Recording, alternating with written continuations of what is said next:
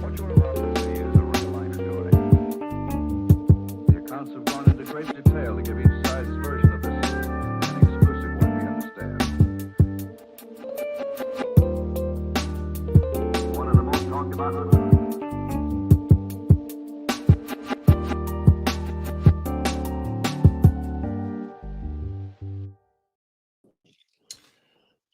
Hello, and welcome to PiFi 105. It's hard to believe, 105. How are you, Tom? I have Tom the Baptist with me tonight. How are you doing, Tom? I'm doing well. Thank you very, very much for having me, Tony. It's should be a fun show. It's kind of hard to narrow down content. You have so much content that I guess we have to do another show at some point to get more in. Well, I hope we pass the bar, but yeah, I think there's plenty of stuff to chew on there. So what I thought we could do is you could do an overview of, because I know people have seen your content posted and they're probably wondering what cases you're going to be talking about. So I thought it would be cool to just do an overview. Uh, Tom and I did some show prep last night, so but he's liable to surprise me tonight. So I'm curious myself. Well, I'm trying not to surprise anybody, Tony, right? Since this is a little bit of sensitive stuff. So, but no, I think a lot along the lines, and I appreciate your time last night because we did spend quite a bit of time going through it. And in the kind of seascape or the universe of UFO stuff, I really just want to zero in on one case. And in particular, because I've had a difficult time kind of engaging the debunker community, if you want to call it that, just to review the data of the case.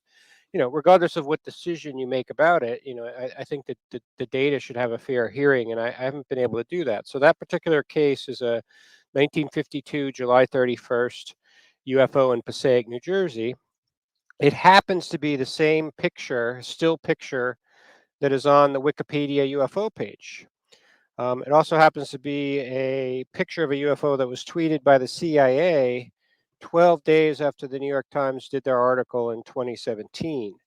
So it's a very, very interesting case, kind of brings in the Project Mockingbird angles and things like that. Now, from a kind of a beat cop perspective, if you were to look at and say, okay, we'll accept for a second that this is a real UFO here, 7 pictures, 5 negatives, analyzed by the FBI, Inspector General report from the Air Force OSI.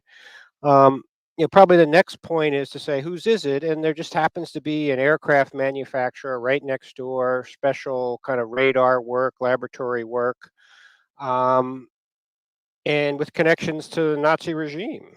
So you start to connect the dots there, and that at least seems like a door that should be worth looking into. And that kind of brings up a discussion of maybe what happened to Hans Kammler as kind of the key person in charge of the technology programs, for the Germans and the Nazis at the end of the war. There's conflicting evidence as to what happened to him. Was he captured, not captured, escaped, didn't escape, killed, buried in graves, not buried? And then I think that kind of brought us to the last point we were thinking of yesterday, which is, you know, some of the discussion that was going on in the spaces with Rick Doty and then some of the whistleblowers and some of that kind of, ongoing, I don't know if it's breaking news or not, but some of those perspectives. What do you think, Tony? Was that a fair kind of overview summary? Yeah, and then as far as other cases, what were the other? We were going to talk about the U-235, and what else were we going to go over? Well, yeah, I think you can go into some of the details there. If you want to talk about what were the programs Kamler was in charge of, and then you want to look at right at the end of the war. How did some of those scientists and some of that equipment and key technology, where did it end up? And the one case that I think is worth going into a little bit, is the submarine U-234 that was bound for Japan from Germany, and it had these kind of cubes of processed uranium, and a lot of that news just broke in 2021. And then that submarine was captured, mid-ocean in the Atlantic. And then, as we were looking at last night, some of the details from ORNL, some of that processed uranium was used for our own Manhattan Project, and all of those things are kind of not common knowledge. Right. Um, As a matter of fact, I said U-235, didn't I? It's U-234. Well, So, U-235 is also in the mix, but a little bit more mysterious because that one supposedly sunk. So the question around U-235 is, was it really sunk? How come it hasn't been salvaged yet? And if you dig into the cases of kind of the strange aspects of U-234, it kind of naturally brings up some questions. Well, hey, what about that submarine? And it's a kind of thing from a kind of philosophy of science perspective. It seems like such an important question that whether or not that wreck has been found yet should have been answered already. If not, who would be against it? Finding out Right. if it's there or not. Let me say something about the term Nazi and when sometimes we use. I mean, as a as a host, I want to make sure that I'm not. I would never call all Germans Nazis, and we have to remember that some people, some Germans were forced to work for the Nazis. Some scientists were forced. Some companies were forced to make arms and weapons or whatever. So when we say Nazi, sometimes it kind of bleed. It's sort of a catch-all term, but I want Yeah, people and to remember that not all. I don't know why I feel like I need to defend the Germans, but in the ufology, Nazis tends to have this broad brush.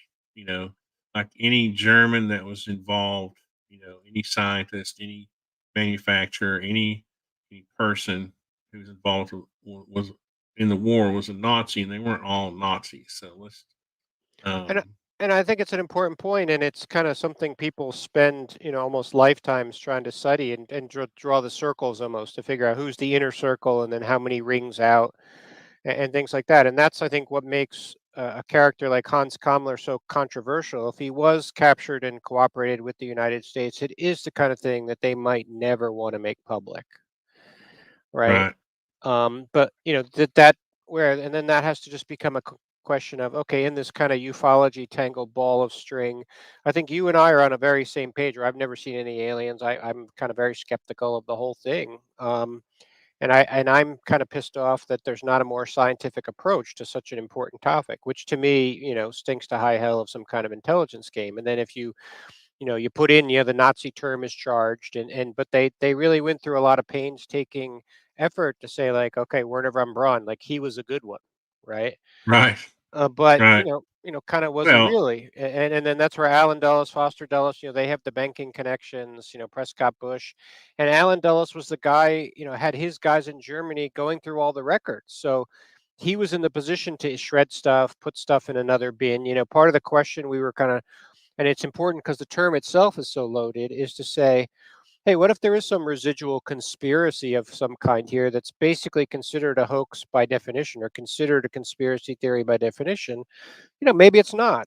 And, how do you talk about that or deal with that or examine that in such a kind of stigmatized atmosphere is tough, right? and I don't think any American can probably put themselves in the position of telling Hitler, "No, I'm not going to be, do this work, build this tank or this plane or do this science." Yeah, He would have gone to the, he might have been yeah, no, that's visiting what, a prison camp, a uh, labor camp. I've got some whistleblower experience, but it's nowhere near those levels, right? Yeah, yeah. Um, um, maybe in the end state, in a couple of cases, it got a little crazy, but Well, you can't. I'm obviously not defending Nazis. I'm just saying there were some good German people who, you know, who got caught up in it. So anyway, I don't know why I felt the need to defend. And sorry if you see me doing this. I'm I, battling I'm battling no, mosquitoes in the tiny house. Um so anyway, so back to this. Oh yeah, I wanted to say something about belief, beliefs. When we say UFO, we're talking about unidentified flying objects. We're not classifying them as alien or prosaic, or we're just saying they're unidentified. I think both of us are on the same sort of page, where sometimes in ufology people tend to go straight to alien when you say UFO. So I think you and I are probably on the same page with this, right?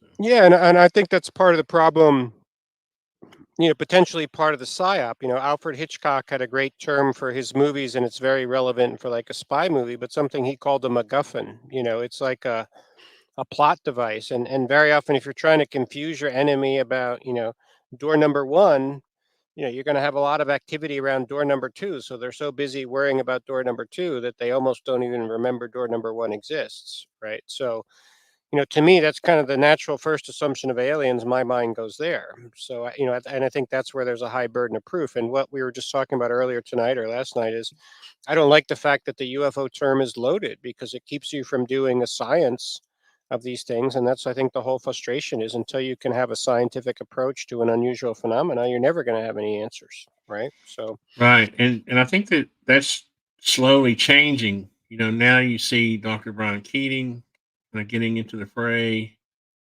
Weinstein, Eric Weinstein seems to be flirting with it. Uh, but I always answer, in their posts, I'll say, I thank them for getting into the fray because we need more scientists who are willing to jump in and falsify some of this stuff. yeah, So and just apply the scientific method, right? And that's where, I feel terrible that, that this data is the whole topic is so destroyed from a Sigma perspective. No one will even review the data, right? And that's just, wrong. And that's what has to be changed, right? So I think that's where this conversation is kind of important. And Tony, I love the way you're able to have these bridge kind of corridor conversations. I think we need to open the corridors back up so people can discuss this stuff without having their mind made up already, right? yeah, and I hope to. My show's not that large, so but I would love to have Eric Weinstein and talk to Dr. Brian Keating about coming on the show, and maybe we could have a little panel or something sometime. Um, just Yeah. to reinforce the idea that we need that, right? And my thing has always been that if you keep that bar high, the standard of evidence high, you will get to disclosure faster than if we all turn into mind numbed believers. They've the the intelligence Amen. side of it, the intelligence side has won if they can just take a break, right? You know, Well, uh, have they already won in the sense that that's the environment we're living in right now? Right. And I think that to me typifies this whole case. Like, just like the piece you have up here, this is the CIA's tweet, right? And they called it amateur photo of alleged UFOs, right? Right. How loaded can you be? And then they don't even get the name of the town right. Pastoria, New Jersey is a non existent town. wish I It's, could zoom in on that. you know, Yeah, it's Passaic, New Jersey, right? So they're it's just almost muddying, they're the just spelling muddying. is very suspect. Yeah, they just muddy the water, right? And this is, 2017. Why are they kind of obsessed with this case from 2017? And, like we were saying yesterday, this was the default picture. The picture you have up here, this is when you went to the UFO page for Wikipedia UFOs. It used to default to this picture. They just changed it to the video last year after I started Oh trolling them. wait a minute. Did you say 2017? I thought this was from the 50s. Yeah, if one of the links in there at the end of this chain of pictures is the tweet from the CIA, December 28th of 2017. They tweeted this picture out. Okay, the tweet is from 2017, not the case. Yeah, Well, because the case yeah. it's this picture. So that's kind of strange too, right? Don't you think it's a strange pick of a case? Well, yeah, and I've always been impressed with film camera pictures because they're a little bit harder to fake. But and it reminds me of the McMinnville case, you know, where Uh, the sort of innocent farmer takes a what was that? Weren't they farmers that took yeah, pictures of that? rabbit farmers, and I think it's a very Yeah, similar time frame too. That might be 1951, 1952. I think it's right around there as well. yeah. And so we're not trying to make a. I say we. I shouldn't speak for you, but in that case, I you have to wonder. My mind doesn't go straight to aliens, but it does go straight to maybe advanced technology. So I don't know. Is either one of those cases? And excuse me if I'm getting ahead, but is either one of those cases had the actual film analyzed by third party experts besides the intelligence community or the UFO community? I didn't, McMinnville has. I forget the guy's name, Maccabee, a pretty good guy, reputable guy. Did some detailed, but I've read all that stuff and I couldn't make up my mind. You could, to me, McMinnville could go both ways. That's what makes this stuff so hard.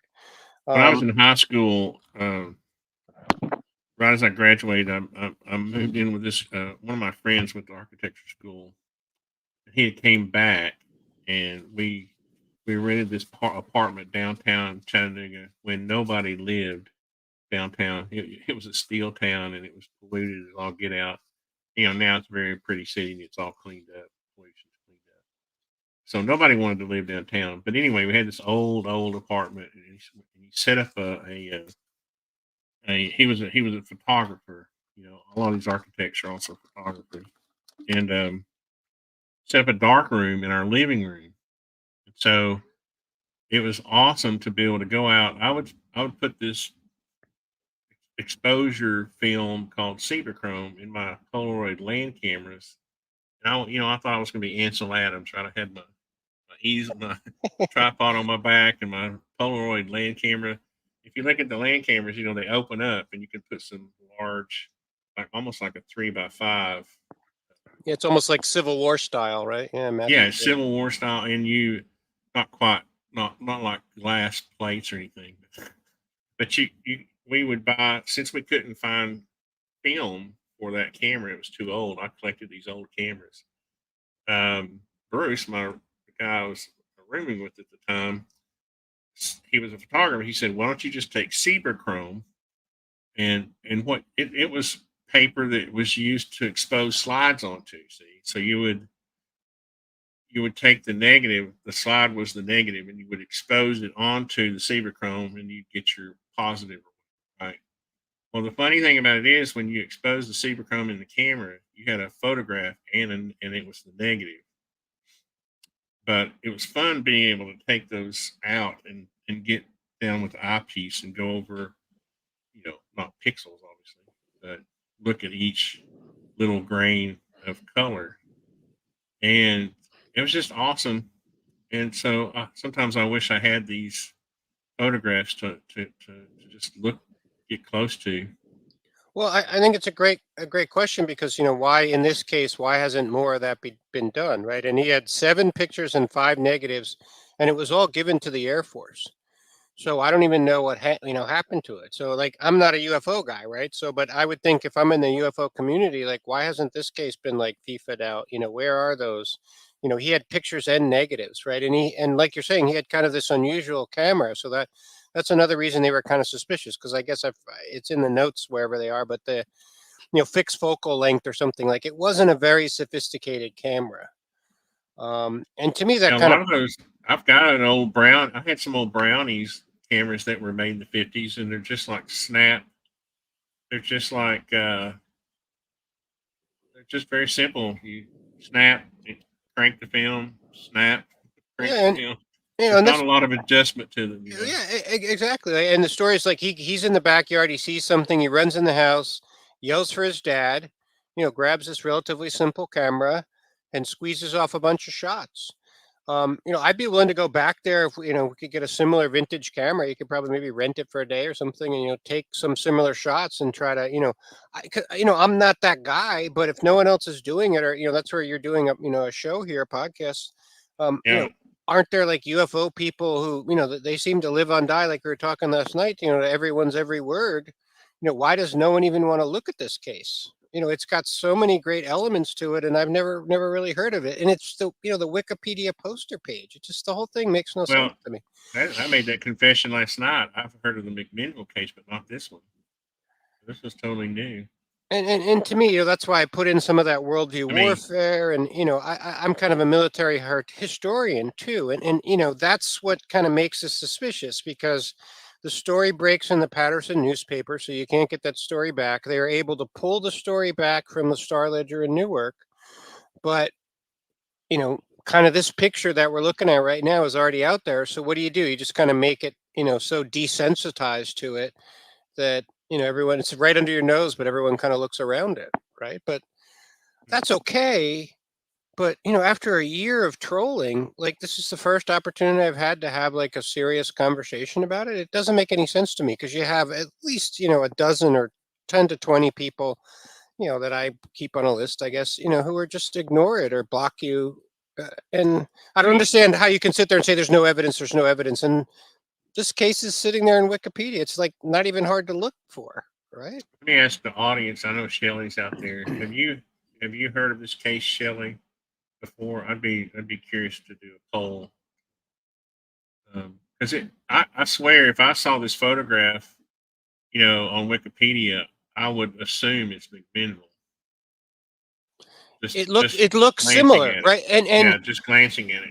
And Tony, it's fascinating you bring that up because it would almost make me want to look back. It's almost like this shot was selected because it's almost a very similar angle and everything like that, similar looking craft, right? I'm going to actually, I'm not going to touch anything because I might do something to the podcast, but it makes me want to go look at that, or I'll find that link later. I'll make a note. Let me just tell Shelley, I believe you.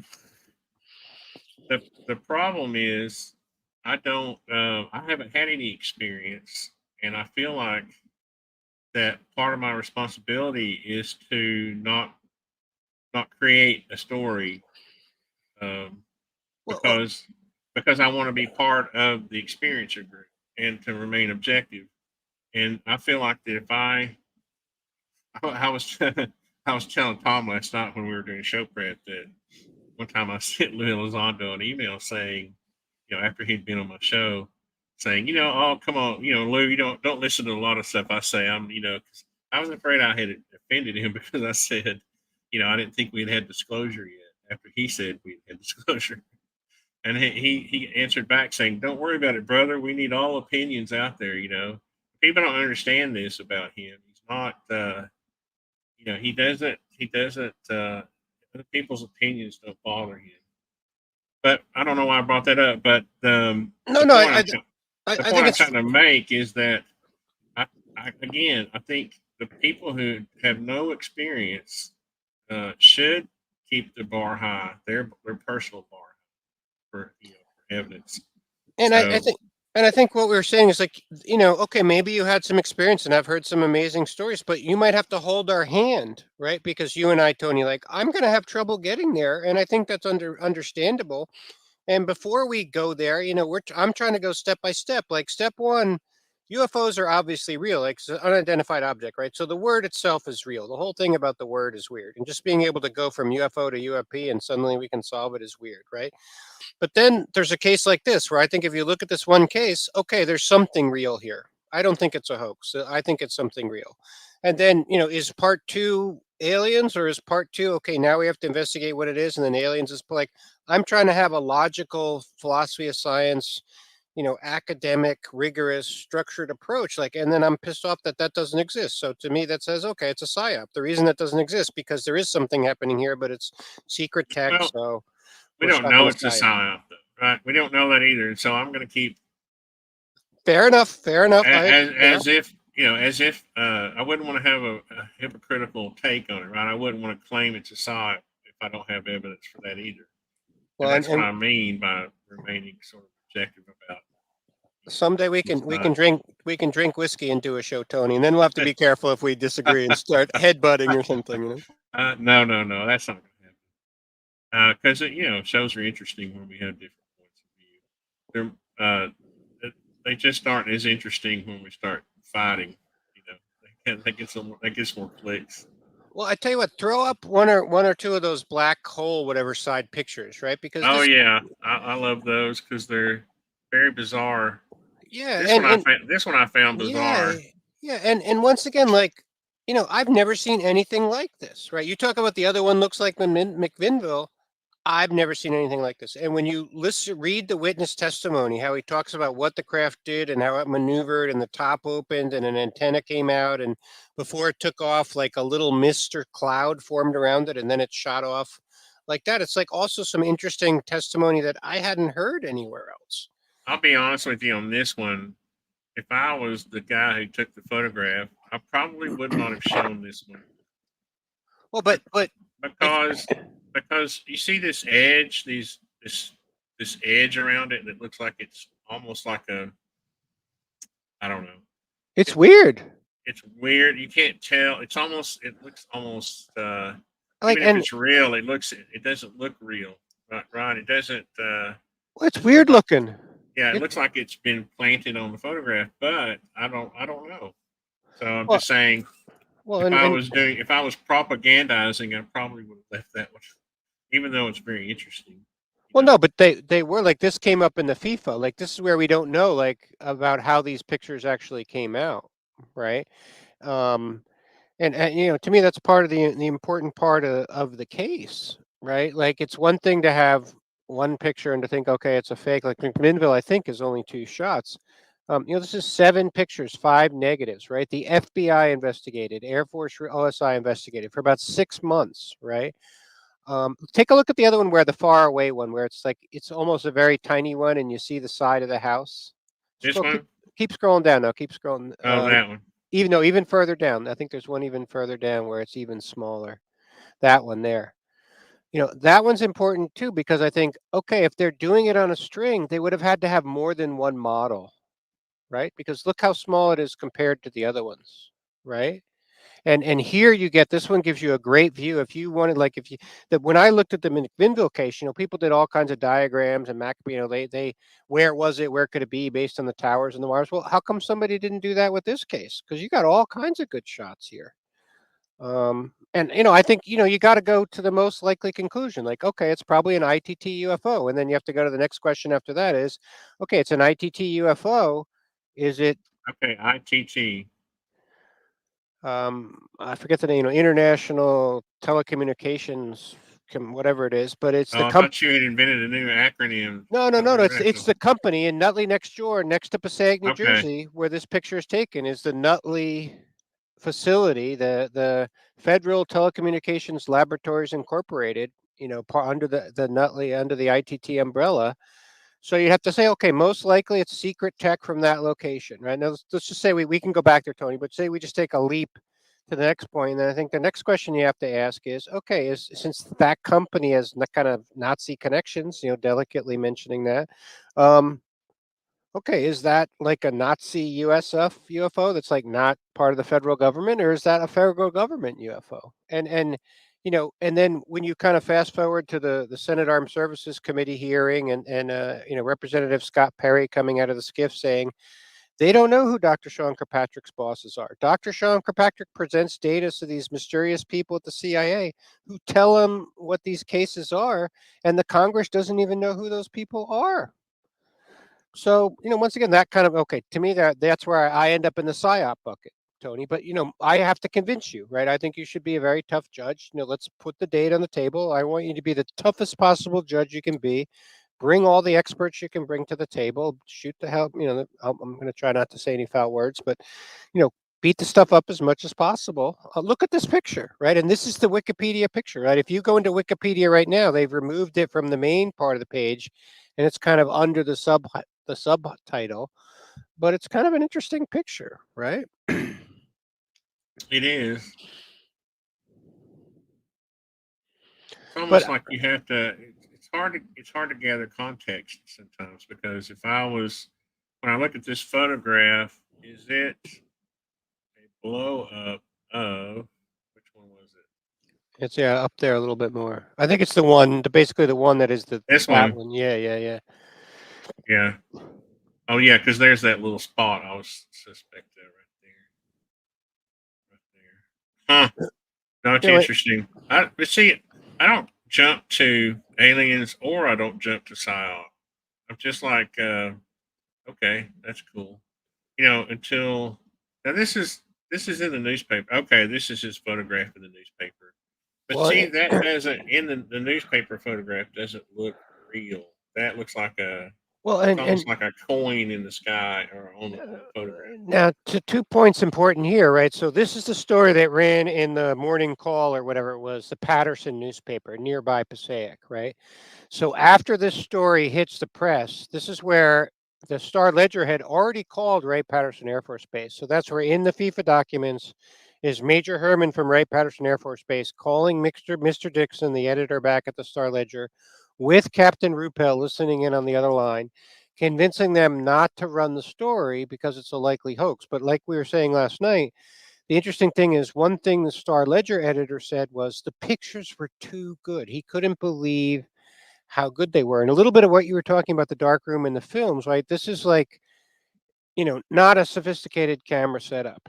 And then, now at the time these guys are having the conversation, they don't know it, but 6 months later, you put in after extensive SBI investigations, they have no hoax equipment, right? So, Do we know what type of a camera it was? yeah. It's I forget. I'm not a camera guy, but I forget. It's it's in the documents. I think it's some fixed focal length codec, something or other. I think it is, or but this is where Tony, like, I'm kind of like you. I'm a very simple He's guy, right? not. I'm not a UFO guy, right? Like, but with all these UFO people, like, hasn't somebody like, done the level of homework or like, I don't know where's I don't know where you are with Ashton. I think we were talking with Ashton about Ashton. I was like, we're cool with Ashton. Like, why doesn't he take a look at like somebody with the the VXAC for capability or whatever, or I'd go rent some equipment to go to the site and do a 3D scan of the what's there. I think it's actually pretty similar location still today, right? And you know, kick it around. Is it real or not? I think it's an important question. I don't think Ashton's cool with me. You never know. Oh, okay. So these are the kind of the land cameras I've collected. I don't know. I have like 3 or 4 of them when I say collected.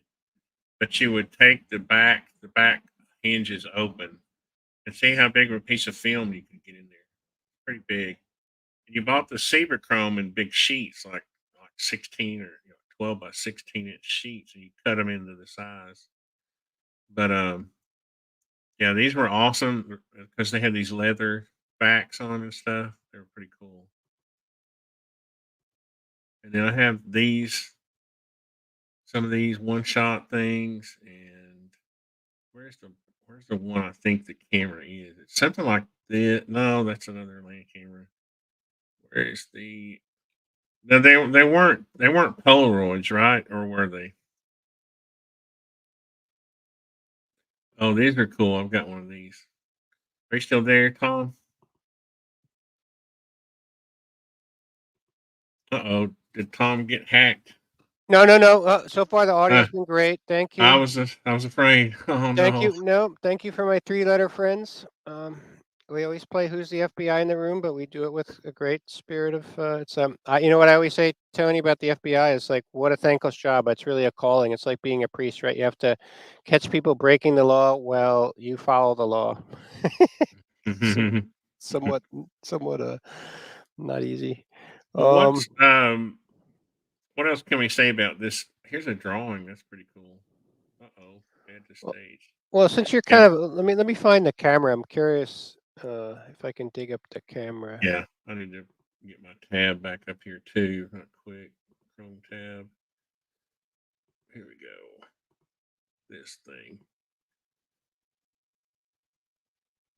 I'm curious how 60 to 80 feet. Wow. Now I'm surprised somebody hasn't said 60 to 80 feet.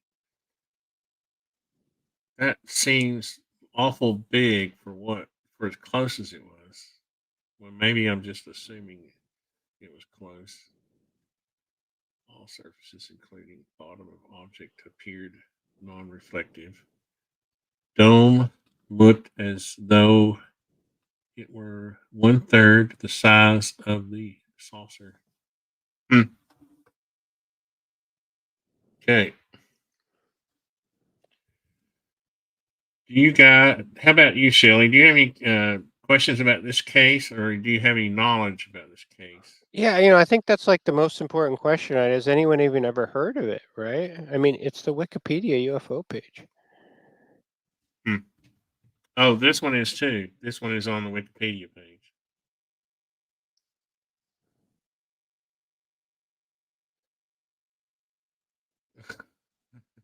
Tom keeps getting muted. No, I'm here. I'm just, Okay, sorry. I'm Okay. kind of scrolling looking for the camera, but I guess I don't have the exact type of camera handy here. But because But I it be wasn't those the edges of the photograph are all right. Wait, here we go. Here we go. He had a Kodak Duo Flex. Kodak okay. Duo Dash You look Flex that up. with 620 films. Take 620 films. 620 was that's like a 3x5 it's a pretty or a 3x3.5 or something. It's got a Okay. cheap, and of course, it's got a cheap lens on it. He fired What away at was it? least a What was half the dozen shots. Most of them, the thing were fairly close overhead, and one was a good way into the distance. say the model of the camera again? Duo Flex, Duo Flex. DUO-FLEX. He says that while it was hovering, it tilted and rotated Oh as yeah, I've though. got one of these. Here you go, Tony. While it was hovering, it tilted and rotated as though it was looking over the edge around for something. And that's where he says the whole thing sounds almost too good to be true. Yeah. But here's where it's a little tricky to me. Like I was trying to find out exactly, like, were they pictures taken on the 28th or the 31st? This is where, I don't know. I'm not sure I want to be a UFOlogy person, but I'm confused as to why there's not more work done on this particular case and why no one even wants to talk about it. Yeah, I have one of these. They're not. You can see they're not very expensive either. A lot of these older cameras are kind of expensive to buy in good shape. But I remember that 620 film. So you think it was that or something like that? Is there a Well, put in 1952. Can you put in 1952 and see what you get, or 1950s or something? And For the same camera. yeah, wait, DUO. Try that. That's what I did. I did Kodak Duo. You don't think it's Duo? That kind of No, it Duo? is. It is. But this one was an A. The one you have there is an A. So just try with a U, see what happens. Or no, I mean instead of the A. This is what I searched for. Kodak Duo. Duo Flex, FLEX. Right. That's what I typed in. Duo Flex. So you come up with these All right, Kodak. that one's got the U. See, these are not expensive cameras. You can buy. This looks like the one I had right. The black. This, but it's just click and crank. You just and it's got a big one end of the it's got a pretty big cylinder. It's long and narrow, and then you pull the film out, and it's pretty good sized film. So it's not 620 film. surprising. 620 is fairly fast, right? Let's see, 620 film. And so we would have there used to be a local camera shop called Wolf Camera. See how it's kind of long and narrow. It's kind of long and narrow. We used to have a camera shop that carried old film, and they were in business in Chattanooga for like I don't know 50 years, and then they went out of business. So we had to start using Chrome. Well, it's all going digital now, right? But I guess it adds to kind of you know, so the film developer's kind of a shady guy, but this is a lot like McMinnville. I think your vibe there is right on, right? It's a relatively simple guy, him and his dad with a relatively simple camera and just firing off some quick shots, right? Like it seems like it'd be fairly complicated to fake. And if the FBI and Air Force real side crawled all over the guys and they weren't hoaxing it, um, Yeah, you know, so we had these big canisters. We would take it was really easy to develop. It was just white paperish film. You would take it in the dark room. You would take the camera in the dark room, take it out, put it in the canister, expose it, chemicalize it or whatever, run the chemicals in there, and then you had your timer. Wait a minute, that's not a timer. We did have a timer, but anyway, it was a lot. It's a lot of fun. What is this? Yeah, here we go. The pack of it right here. Awesome, awesome little hobby. Yeah.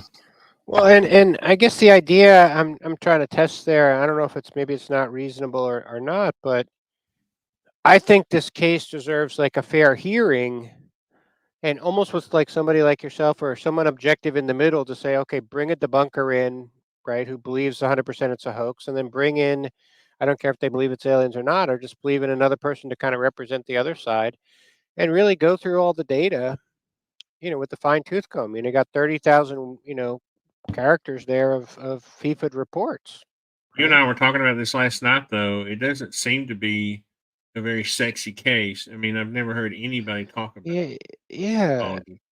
And maybe that's the answer, right? And maybe I'll just have to accept that just because it doesn't have the pizzazz, um, Mm-hmm.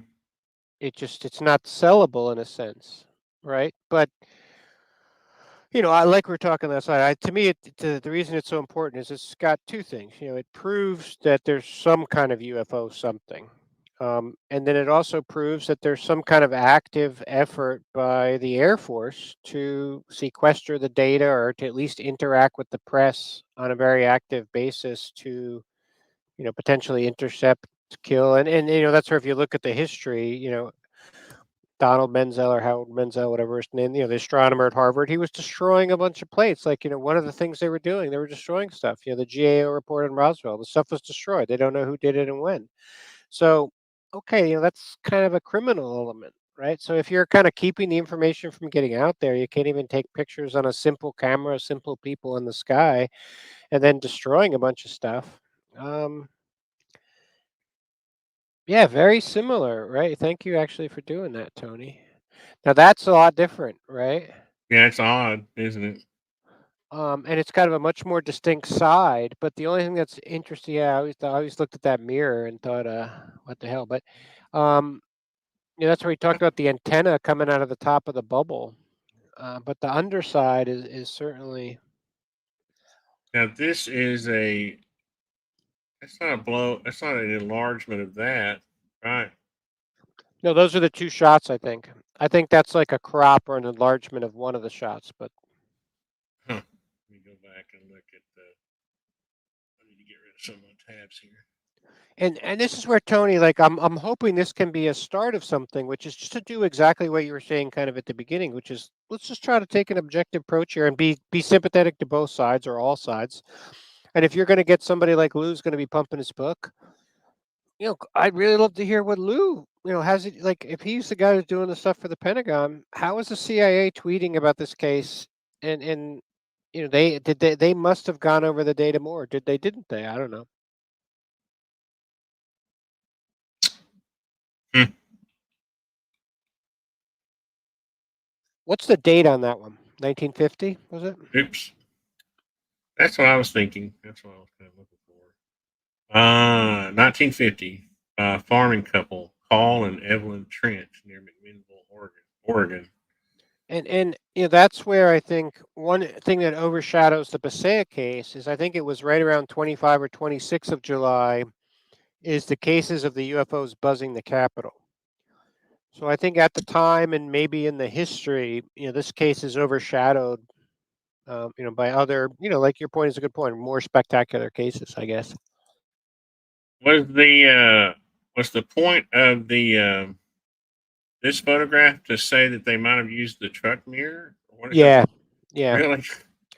Somebody did a big analysis on the wire. If you look at the two photos, there's a lot of wires. So, and this is why I'd love to see someone do the same thing on the Passaic case. They really analyze where they were in the yard when they took the picture relative to the poles and the wires, Hmm. and that's what's interesting about the Passaic case because there's some of that in the report because this is the typical kind of thing they do. Like they mention that it could be a lady's hat of this size based on the relative distance. Which is kind of like okay if you got one or two pictures like this McMinnville case, but he's got 7 pictures, and in one picture, That's it's kind of weird there. That little knob on the end is kind of strange.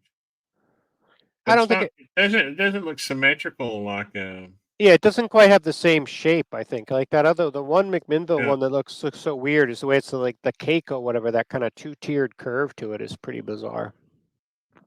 Hmm. There you go. Calvin. Huh.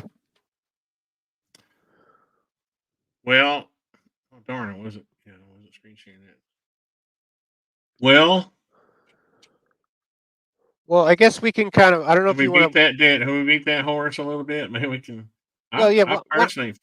Go ahead. I'm sorry. Yes. Why don't you throw up? Look at the ITT. If you look at that same Twitter link, do you have stuff for ITT? You have a fair number of pictures in there. I would just kind of scroll through some of those pictures. But this is where we're sticking with your theme, right? We're gonna try not to be emotional. We're gonna try not to jump to conclusions. We're gonna try to have a scientific philosophy of science approach here. So we've got 7 pictures. We got a lot of witness testimony. You know, the FBI crawled all over these guys. Which photographs are we looking for now? It's a if you go a little higher up, there's you know, at the top there's a thread of ITT. Okay. So here, maybe I'll talk you through it. So click all the way at the top. I can look on mine.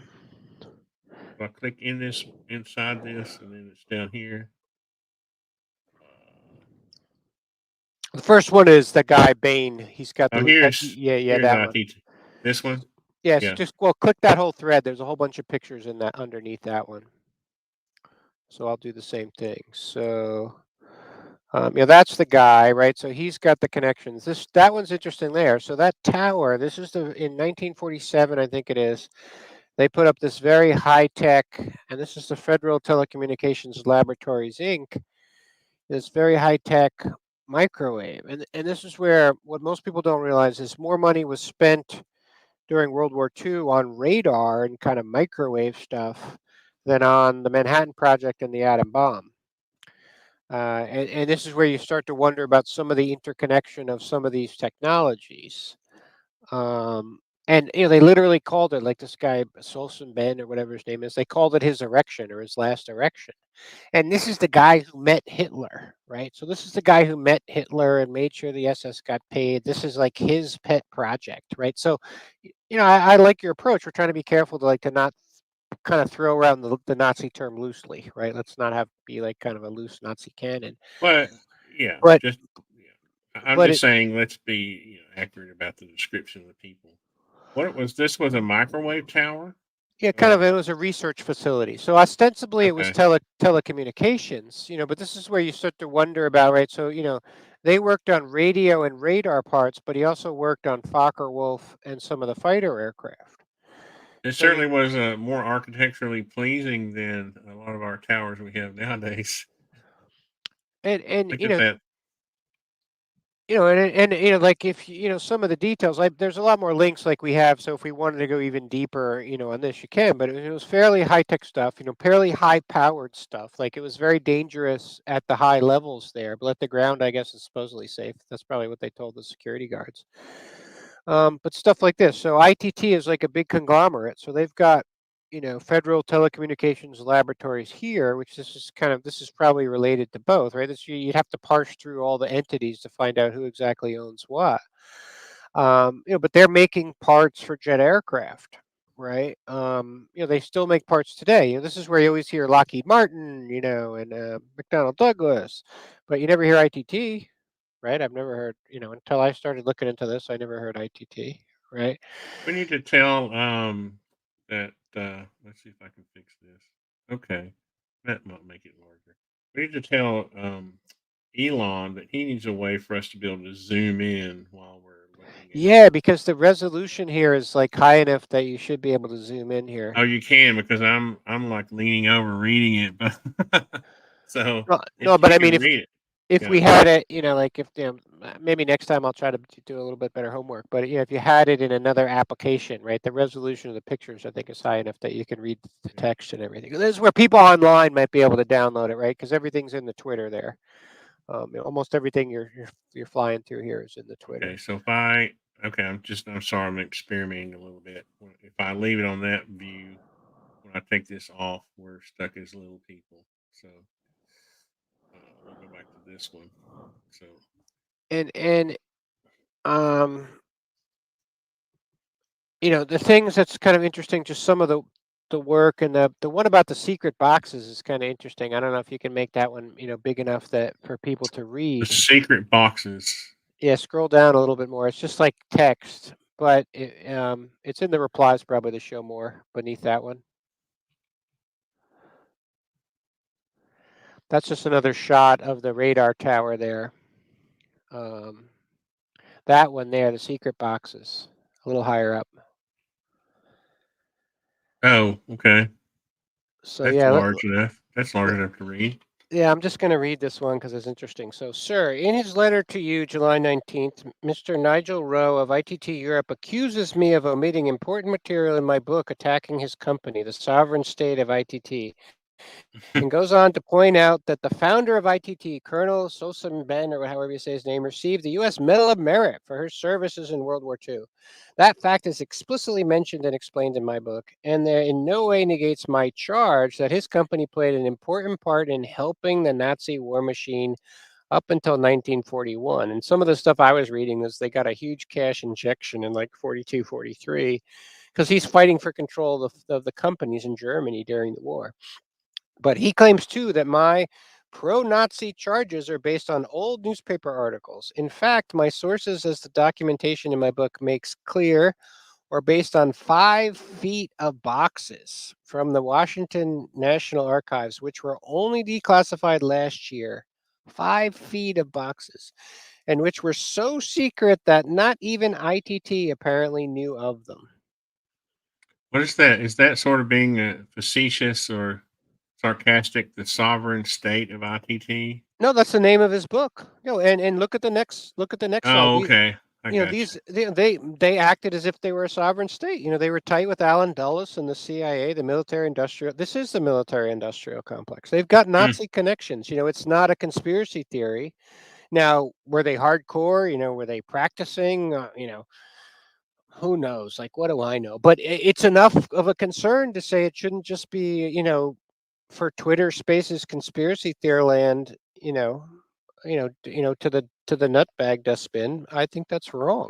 It's a national security issue, and this is the kind of thing. Like if you're Lou Elizondo, and like we were talking last night, maybe he's doing a job for the country, right? So you have to be careful what he can say, what he can't say. But what the hell about something like this? And frankly, I'm biting my tongue here, but what the hell for the UFO Twitter community? Like, how come there's not more chatter about this specific case? I'm kind of beside myself trying to understand it. Fortunately, I think the UFO Twitter is. I don't want to be too critical, but there seems to be a lot of desire to go into Yeah, the to the woo. the preferred narrative, or just go to the next Yeah. one if you can, Tony. But it just gives you Okay. the idea of what you're dealing with. Like this guy parlayed his telecommunications empire in the 20s. He was very active in Germany during the war, and it became a huge company. Right? It was almost like the Harold Green, right? He's like the poster child of a conglomerate, right? If you've got 750 million in sales in 1959, I wonder how many billions of dollars of that. And he's got 17 billion dollars in sales in 1959. Is that what that is? That's trillions of dollars today, probably, or I don't know. Like we need an economist to do a quick calculation on that. Like that's the type of market power you're dealing with. Like and this is where I guess I have to be careful what I say, but I once worked on a case in telecommunications where we were able to secure a refund for a customer who'd been hacked. But the customer was so shy about filing the dispute to get their money, they ended up not doing it. And I think that person probably went to jail, or probably it's kind of a third world country where they're probably in a gulag or something. And Hmm. in the course of working on it, I realized that the market capitalization of the company I was working for was larger than the GDP of the entire country. And they just didn't want to piss them off. Even though we had already gotten the money, right? There was like we had greased the whole wheels. I even had a meeting at the headquarters, traveled internationally to just, to try to go to bat for this poor guy, just asterisk server got hacked. But they wouldn't do it. And that's where you have to understand kind of sometimes the playing field. I guess it was just such a diplomatically, you just, wasn't worth bothering them over. But I'm sure some poor sap probably paid the price. Innocents always pay the price, right? But um, it's not a small thing. The importance of a slide like this is to understand, this is a part of a very big global game, and we're jumping ahead to a little bit of where we're kind of ending up or thinking of ending up yesterday to me, but this brings up the spaces with Rick Doty and this other guy who's in prison talking about how MJ1 was Prescott Bush and he ordered the assassination of JFK. He's in his spaces saying he saw documents that MJ1, who he said earlier was Prescott Bush, ordered the assassination of JFK. That has to be investigated. Or I don't know. Maybe I'm wrong, right? Maybe that's all. This is Well, just I'd all. say it's already been investigated, and that's why these JFK No, files won't be released, right?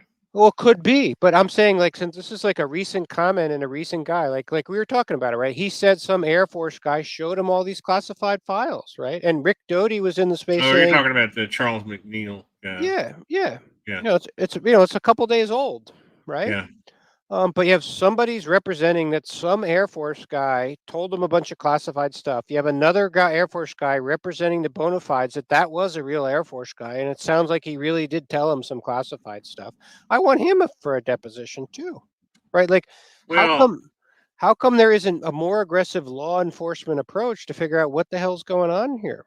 I don't know. My feeling there is though that this young guy got caught up in some kind of thing similar to Project Mirage. I don't care. Could be, right? But I know, but I'm not. I'm saying we can't assume that the data that he was shown was true. Is right, what I'm trying right, to right. say. But Uh, can't you drag him for a he deposition? also just recently said that Corey Good's story was true. Well, then I think while he was in prison, he didn't see where Corey Good was sued, and in the trial admitted that it was fiction, right? So he's been protected from all the events that have happened since the Oh well, that's data a that has been yeah, exposed to is well. out of date, basically. I don't care. Well, what I care about, Tony, is you had one Air Force OSI guy. Rick Doty is a real Air Force OSI guy, Right. verifying part of this guy's story. This guy is in there saying hundreds of millions of people are going to get killed, and he wants to warn them. If that's not yelling fire in a movie theater, I don't know what is. But are you saying you believe the information that he was shown? No, I don't believe any of it, but Okay. I believe that none of that conversation should be had without finding out what is true and what is not true. So I believe anyone having that type of conversation should be, have a visit from Well, an I mean, FBI agent. the whole point of Project Mirage, right, was to convince people that there would you would have these intel guys convincing people that what they saw were UFO or aliens, right?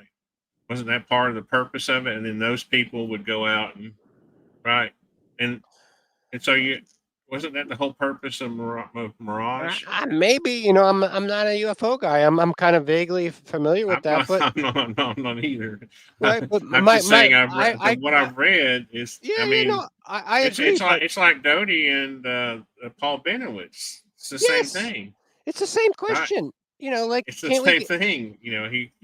He convinced Benowitz that that he was actually looking at UFOs. He was looking at probably stealth fighters or something. and what I guess, and You once know, again, I need to check maybe the realism of my approach is, which I think you can't afford to let that just like hanging out in social media as like could be true, could not be true. Certainly, somebody like Rick Doty, I think, has more of a responsibility to the public or whatever than to be involved in that. And I think it's incumbent upon whatever the system to get to the bottom of that in a more aggressive way. what I think Doty didn't expect was it almost hearing that space because I was there listening. I was working on drawings or whatever, so I wasn't actually in the space. I was just listening, LARPing or whatever they call it, lurking. I think Doty acted as if he was surprised that he was whistleblowing and realized that what he was whistleblowing wasn't true, but it was what was fed to him. And it kind of caught him. I think it caught Doty a little by surprise. I think That's just Well, my and that's my impression I of think what so. happened.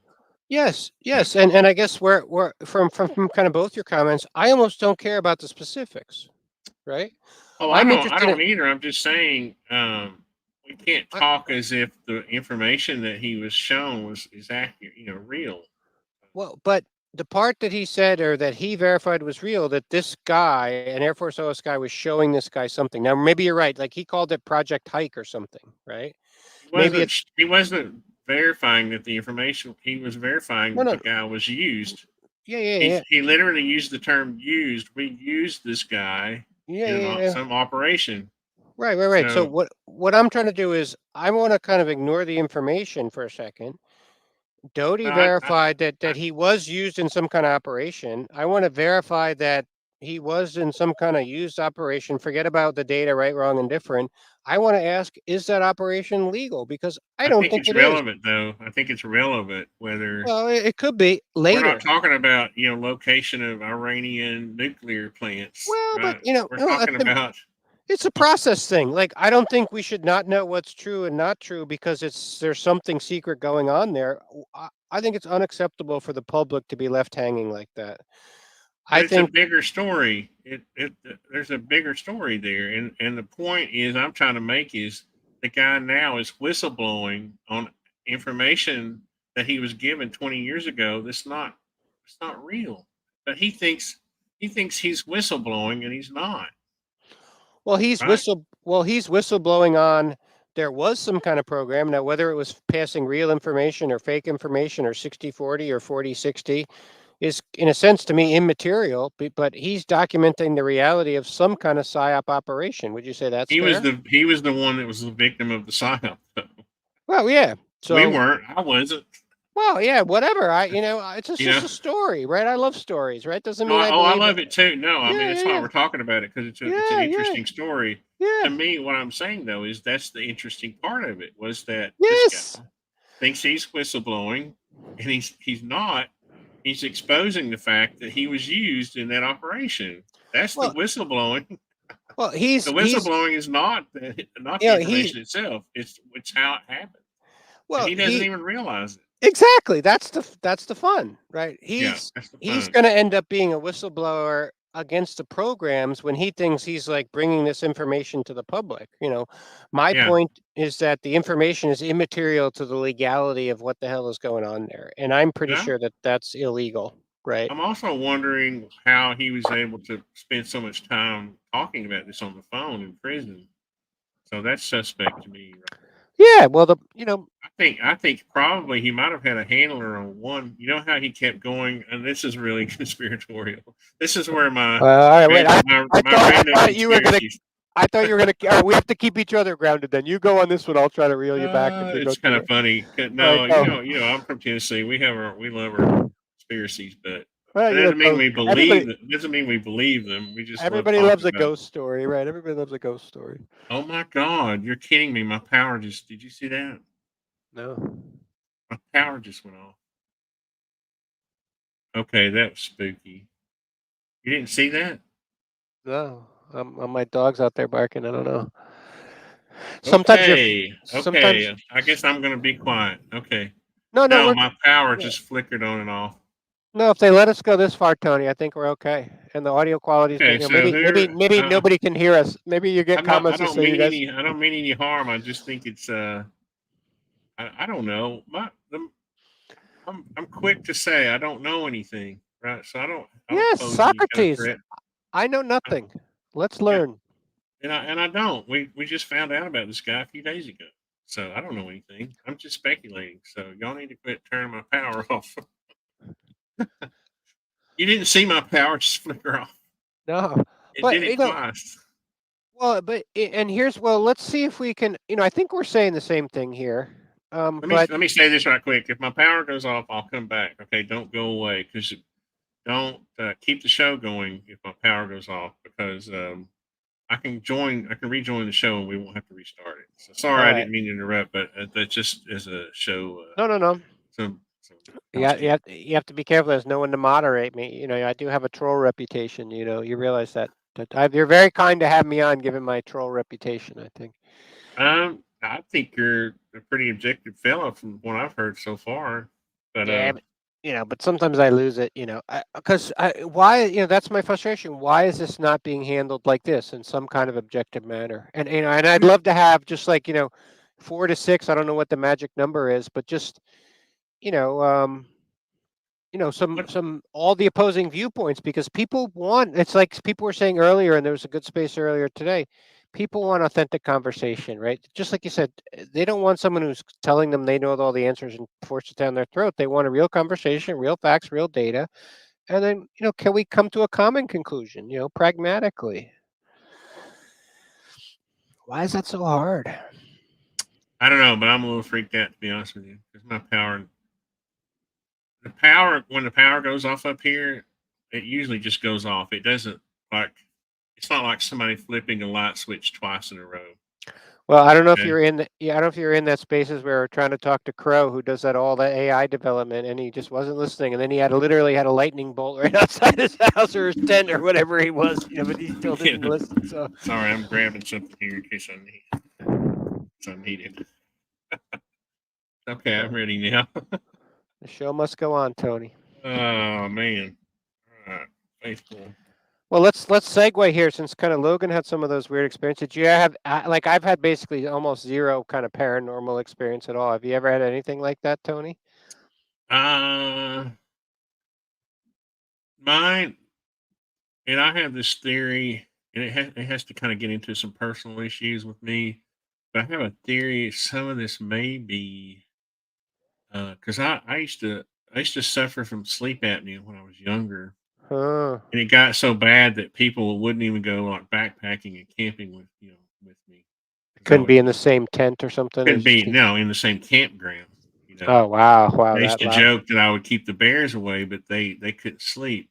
You know, Well, that's actually kind of handy. so but the problem is before I was treated for it, I would have it was like real sleep deprivation, and I would have these hallucinations. Oh yeah, that's No, it's very real. But yeah, when it's I non was trivial, right? Yeah. I was treated for it, and so then the opposite happened where I went from having no sleep to very deep sleeps, and then the hallucinations started coming in the dreams, and that was freaky. So Well, but yeah, that's a whole nother show.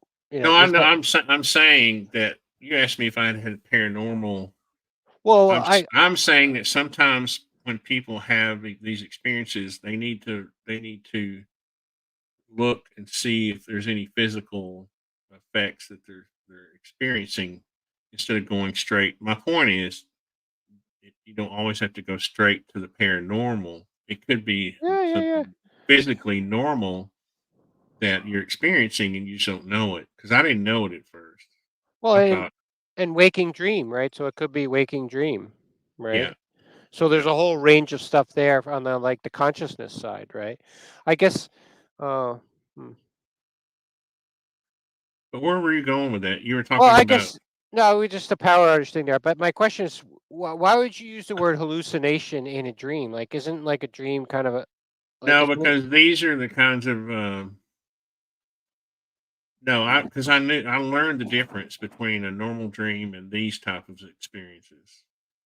Because the hallucinations would be so powerful that they would make me jump out of bed, and a dream wouldn't do that. Your body kind of paralyzes you when you're dreaming, or when you're sleeping. Your body keeps you in your bed for the most part, right? So you don't sleep well, right? You don't. But these hallucinations were so powerful that I was able to be mobile. So it was weird, but it was all based on sleep deprivation and then this hyper sleep until everything sort of smoothed out. Now everything's sort of smoothed out.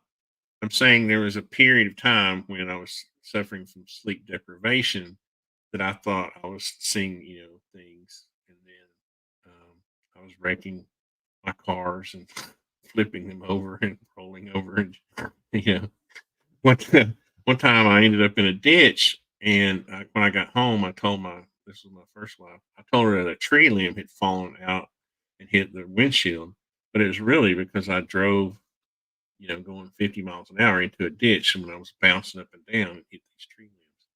So I would have to make these excuses. I've never actually talked about this before. I don't know why I'm doing it now, but I'm not. This was when I was in my 20s, so that was a long time ago. So uh, that doesn't happen anymore, I guess. But the only reason I brought it up is because those experiences are real, right? Those are real physical experiences, and other people could be having real physical experiences too, and maybe possibly confusing them with paranormal. Now, Well, people yeah. are going to be mad I say that, but I'm just saying we need No, to no, no. analyze it. We need to be Yeah. self-analytical. You know, Well, you need to have a spectrum, like, and be open to the ranges on the spectrum and not force things into buckets, right? Or force there to be a particular number of buckets, right? We always want to grasp things so tightly that sometimes we destroy it in the act of the grasping, right? I just, I'm, Penelope says I heard the electricity go off, but I didn't see it. Well, I have a backup thing for the computer, like well, the laptop is on its own battery and it feeds the monitor. So you're looking at the light. The only light in the room is coming off the monitor. Uh, but everything else cycled on and off like you were switching the light switch. So and uh, nobody was doing that. no, I'm out in the middle of nowhere, man. There's nobody. I mean, I'm literally in the middle of nowhere. Well, one part of the conversation is kind of the Bohm-Aramahoff effect and the Cauchy surface, and we're all connected, Tony. So, um, I, I'm gonna get Jack Sarfati for getting me on the watch list. well, I don't know if it's those guys. Be careful which watch list you're on. I think he's okay. Well, maybe the people I watching love the people Jack. watching him might not be, People might be. people give Jack a hard time, but he's an awesome guy. Well, he's got big balls. You got to respect that. Anyway, I didn't mean to drag the show down, but what was that? What was the other case were we gonna look at the sub the 234? Or Well, which one had the Japanese, and see, I had no clue. This was the first time I had heard this. I learned something last night.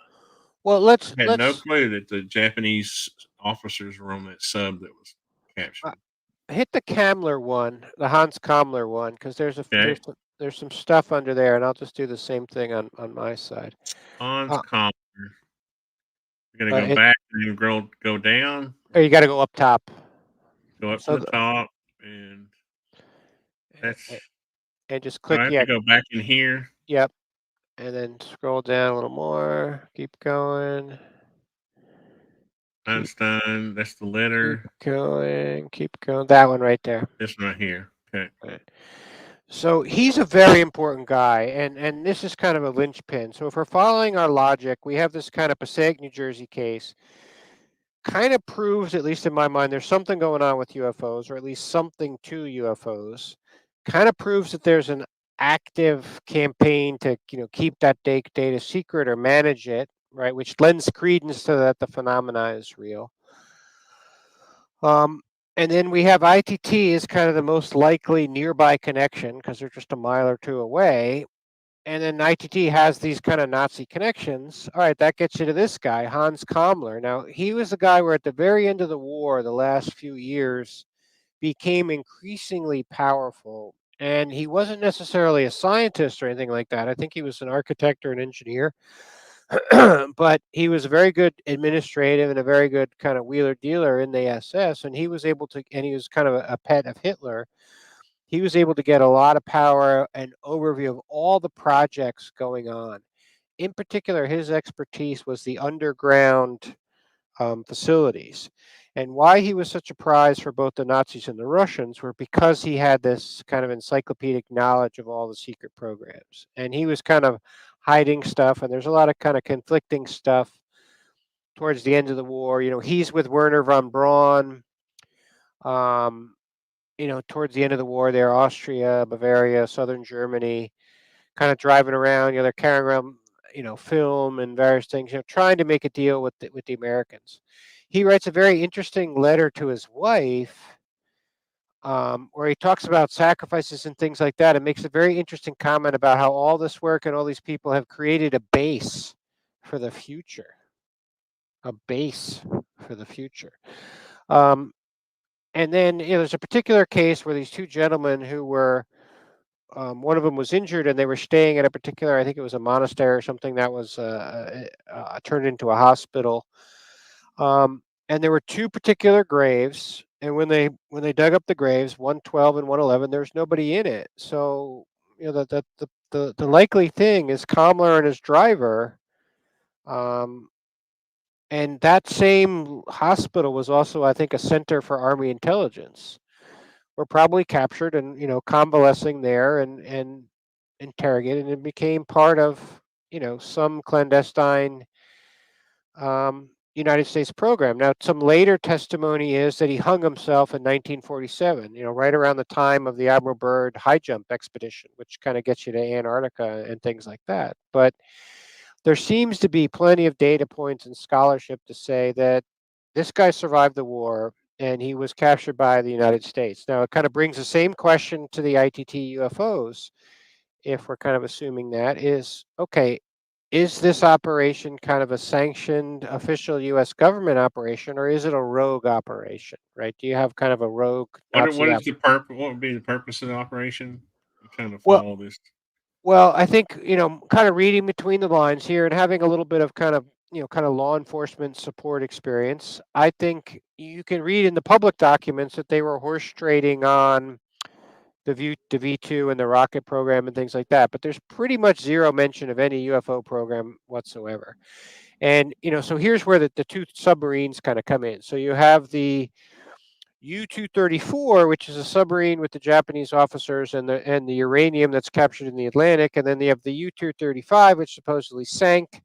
I think in this thread also is the 390s and the 290s, the very long range aircraft. There's some very interesting communication at the end of the war where Himmler, kind of ostensibly Kamler's boss, says something about the trucks, and then Himmler says, "All right, no, you don't have access to the trucks." And everyone's like, "Why are these two guys writing about trucks?"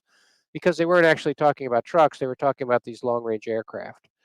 So there seems to be, clearly, yeah, the submarine. So, like we were saying last night, right? And I was surprised to learn that it was 2021 when a lot of the stuff on the uranium oxide came out. I think I put some of the links in there for that too. So this whole thing that the United States needed uranium from the Germany to complete our Manhattan Project is still not necessarily settled science or settled scholarship, but there seems to be enough data points to say that okay, that seems to be what happened there. And once again, it's kind of a not very public story, right? Yeah, exactly like we went through last night, right? It's kind of news to you, right? Right. Yeah. So they hey Kurt's down there. So U-234 did Hey, Kurt. have I'm looking at this looking at this. Let me go back to this picture here. Is this was the one that had the Japanese officers on, or was it Yes, U-235? 234 had the Japanese officers and the uranium because 235 supposedly sunk, right? I wonder why they're making a big deal out of this radar equipment here. Let's see. It was also fitted with this Tunis antenna. Huh. Okay. Well, So and they and this is where there's some interesting documents on. This was a very secret operation, but there was some leaks about it before it left Germany, right? There was some comments on that. I forget what the cover story was when it was leaving. But since I guess I don't have any kind of smoking guns or anything, that I guess it's okay. supposition at this point to say, okay, there was a deal, right? That potentially there was a deal done to say you're Alan Dulles in Switzerland, a lot like the ITT deals for the aircraft support were done in Switzerland. So Dulles was based in Switzerland. It was kind of a meeting point. A lot of the banking was done through Switzerland, right? I put in a lot of banks, Brown Brothers Harriman and the Union Banking Corp, in there. I don't know if we'll have time to kind of touch that, but um, the supposition is that Dulles made a deal to get this sub captured for the Allies for the uranium because we needed that to win the war against Japan, and we kind of already won the war. against Germany. But the question is, for what, right? What was the other part of that deal? And once you start to question kind of the loyalty of like whose side are you on, Alan Dulles, was like fighting the Bolsheviks more important than America? And if are you just managing people's money, whether it's in America or in Germany? Um, did he fail, or did he, provide information to Germany for something like Operation Market Garden, right, where the two German SS divisions were placed near Nijmegen and Arnhem, without the presence of which that operation would have been a walk? So did he undermine Operation Market Garden? And you could also ask the Battle of the Bulge. The U.S. was also caught flat-footed at the Battle of the Bulge. Was our intelligence on the Battle of the Bulge undermined? And why would you do that? Well, because you have this kind of eventual escape plan, Berlin to Hamburg. But if Market Garden succeeds and you capture Hamburg, okay, your escape there is out of luck. This says they destroyed the sub during a training exercise in 1947. That was years later, right? Yeah, what was the sub just sitting out there all that time, or did they have it? I think they like sailed it around. I'm sure they went over it for the equipment, and then after that, when I guess you're kind of just junking it. You might as well use it for target practice. Yeah.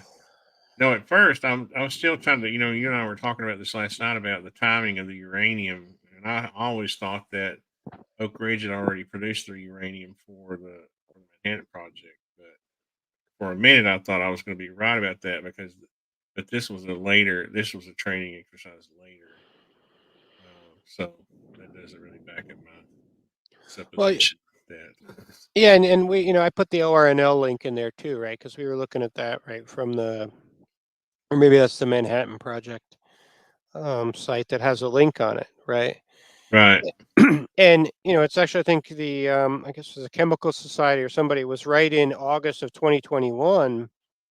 Is really where some of the first press, New York Times report, Washington Post report, on the uranium. I think those links might be in there. If you scroll, they might I be think under the. Let me ask you this first before I forget. I forgot why you told me that the Japanese officers were on the U-boat. Well, because they were transporting to Japan the uranium, right? And I forget what the one guy was. But that meant that they were in Germany at some point and they were being shipped back to Japan. Yeah. The one guy had been in Germany for more than 2 years or something, right? So So they you were. think they were teaching them to split the atom, or? Yeah, well, you're allies, so you're coopetition, right? You're cooperating a little bit, you're competing a little bit, right? So I'm sure they're doing that kind of intelligence role, right? Hmm. That's amazing though, because just imagine if the sub had not been captured, the history might be a bit different. Well, I think this is what's kind of amazing about the whole thing is like history may be entirely different than we kind of think it is, right? And then that's where you have somebody like the Bob Casey quote, CIA director, saying something like, quote unquote, we'll know our disinformation program is complete when everything the American public believes is false. It's like, what kind of quote is that? Um, that doesn't sound legal to me, right? So, I guess I've kind of have a kind of New Jersey RICO case kind of goal or end state that I'm, maybe it's a quixotic windmill to tilt at, but I think when you start throwing all this evidence up there and you do your kind of, yarn chart or whatever you call those things on the wall, there's more than enough here to be taken a lot more seriously than it seems to be. Wow. What about that, Kurt? Thank you for that. That's what I was trying to figure out. How much did Japan know? Well, and that's where I was surprised to learn that they had a much more advanced program than I initially knew, right? So, and hey, you can understand why, but it's like, 80 years later, whatever it is, right? So we wanted to project that we were the farthest ahead on the atomic program as anyone else. It's good propaganda, right? But I think are we old enough now or big enough now to grow up and handle the truth, or when is that? And then to your point, Tony, like why are all those JFK things still classified, right? Like what the hell? There has to be something that's going to embarrass someone greatly. Well, I mean, I think that's where you have to kind of, all right, you got to put it up there on the whiteboard, right? So Prescott Bush was a critical figure in the kind of the war, okay, deep confidant of Eisenhower. It was his bank that got seized for cooperating with the Germans. Union Banking Corp. All right, maybe he wasn't a Nazi, right? But he was supporting the Nazi finances, right? And that's the grandfather of your George Bushes, right? So Hmm. yeah, that's not so good, right? Right. Right. They're connected to the kind of the financial complex. They're kind of connected to the technology complex. And then this is kind of this, you have this crazy guy, saying this stuff in spaces. Okay, they seem to be connected to the UFO, whether you believe MJ, whatever or not. No, the nuclear material, some was produced by Hanford. This is your point, right, Tony? But that, how much and exactly how it was used is not clear. But this appears to be, this uranium was fairly critical, getting it from Japan. Yeah, I mean, you don't want it just in anyone's hands anyway, no matter Amen. where Right, where it was right, used. right. And you don't want to Yeah, necessarily admit who made it and how they made it or where they made it, right? All of that is classified stuff, right? yeah, yeah.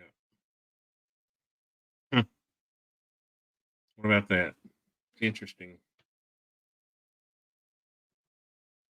What else? What else? What else? What other kind of interesting Well, stories? The I thing think about you, Tom, is that there's so much. How do you how do you decide? You must have some way of picking these. When I say stories, I don't mean. It's funny when when I was little, my mother used to tell me don't tell stories, and what she meant was don't tell lies. But now when I ask someone about a story, I think that I'm not asking you to tell a lie. I'm asking you. well, Story so could be real. It could be it's a real well, but story. this is You know. Joseph Campbell. It's Joseph Campbell, right? Because you want the storyteller to tell it well, and you want the story to be good, right? And that's why from one Yeah. generation to the next, they might tweak a little, right? Yeah. Depending on the times, right? But I don't know where you want to go. Like, I think you can. I guess you can mention briefly. There are some interesting things when you wanted to say Antarctica and high jump. I mean, once you start kind of going off the conspiracy theory cliff or firmament or flat Earth, there's actually some data down there that's kind of disturbing. The electromagnetic field stuff, the caverns, or all that stuff below the ice cap, below sea level, but it's magma filled volcanoes and stuff that can I create guess I you guess know I guess I need to learn more because my bar starts vibrating whenever I start talking about Antarctica and all this.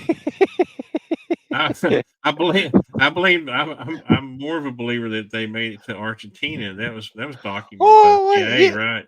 Well, I mean, So that yeah, we can leave it there. I think that's a fine place to leave it. But there is data there. That's what I'm saying. When you look at the geological data and the ice caverns and stuff, there's some data there. There's a great tidbit of U-235 about some member of the ship who retired as a farmer somewhere in there, the hills of Argentina. I forget they had yeah. his name or whatever. So there are anecdotes that sub actually made it to Argentina.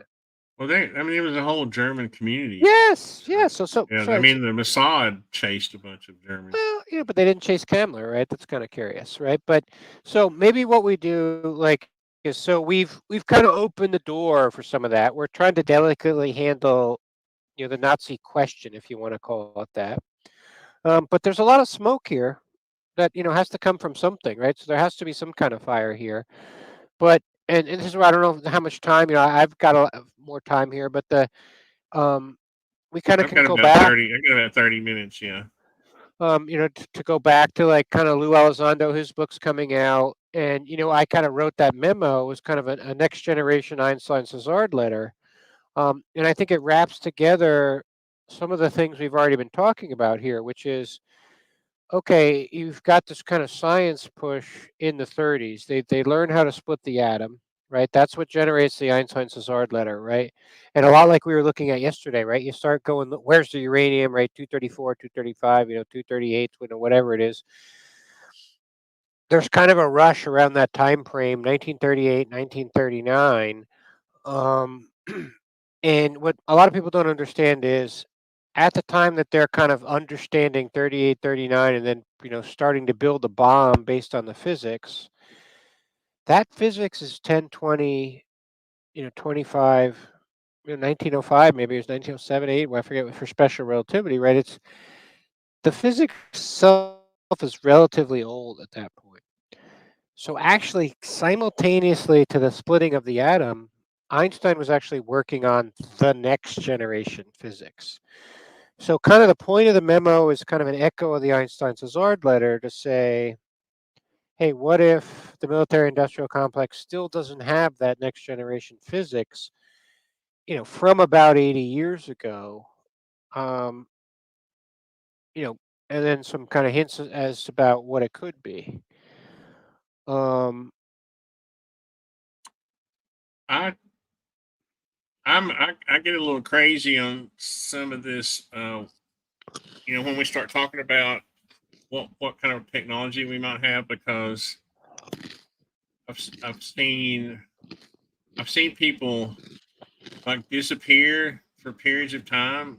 Who had they come back and they have these NDAs and they act like they nothing ever happened, but they were obviously working on things, and I can't talk about it exactly right now. I can't mention a name, but I'm working on it.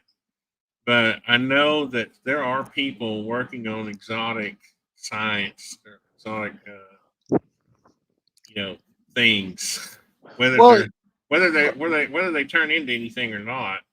But I have a there's a I have a tendency to think, because I remember when I graduating high school when the stealth bomber was rolled out and of the hangar. Remember that? It was a big yeah, deal. yeah, yeah, yeah, yeah. And I remember thinking I remember it was like, it was Desert like Storm, right? Yeah, it was like 9/11. Everybody knows what they were doing on yeah, 9/11. And I yeah. remember that day very specifically. And the first thought was, We're eating in a how Mexican restaurant. Yeah. how did you know? Were you too?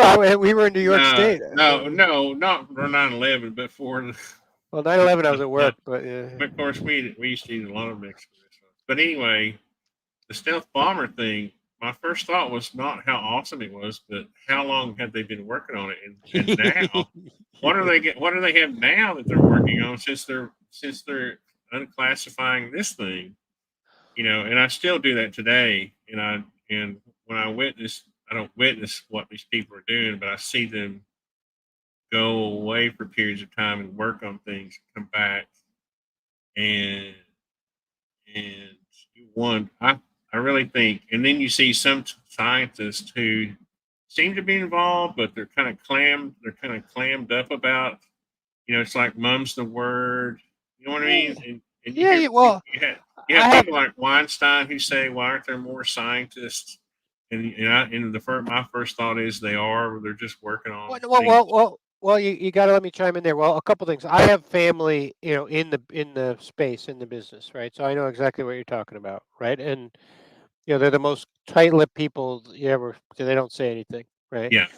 Um, but this is part of my point, right? Because if I'm someone like, this is like the thought experiment. Let's say somebody like myself working with my professor, we came up with a solution to the measurement problem. My professor, I think, correctly realized that that solution would probably be classified if you published it. But we're not inside any establishment, right? How do you have any conversation? And unfortunately, I think what tends to happen, and this is where you like say it's Lou Elizondo, you can't blame Lou if he reacts in kind of a hostile, like you have to assume it's a threat before you assume it's friendly, right? But is that part of the problem, that we're having with dealing with this stuff? So I thought you did a kind of a perfect tee up here to say, to me, it kind of, and it's a little bit of the theme for tonight. It's like, hey, there's some data on the table here. Why can't it be dealt with effectively? Or what is the right way to deal with it effectively?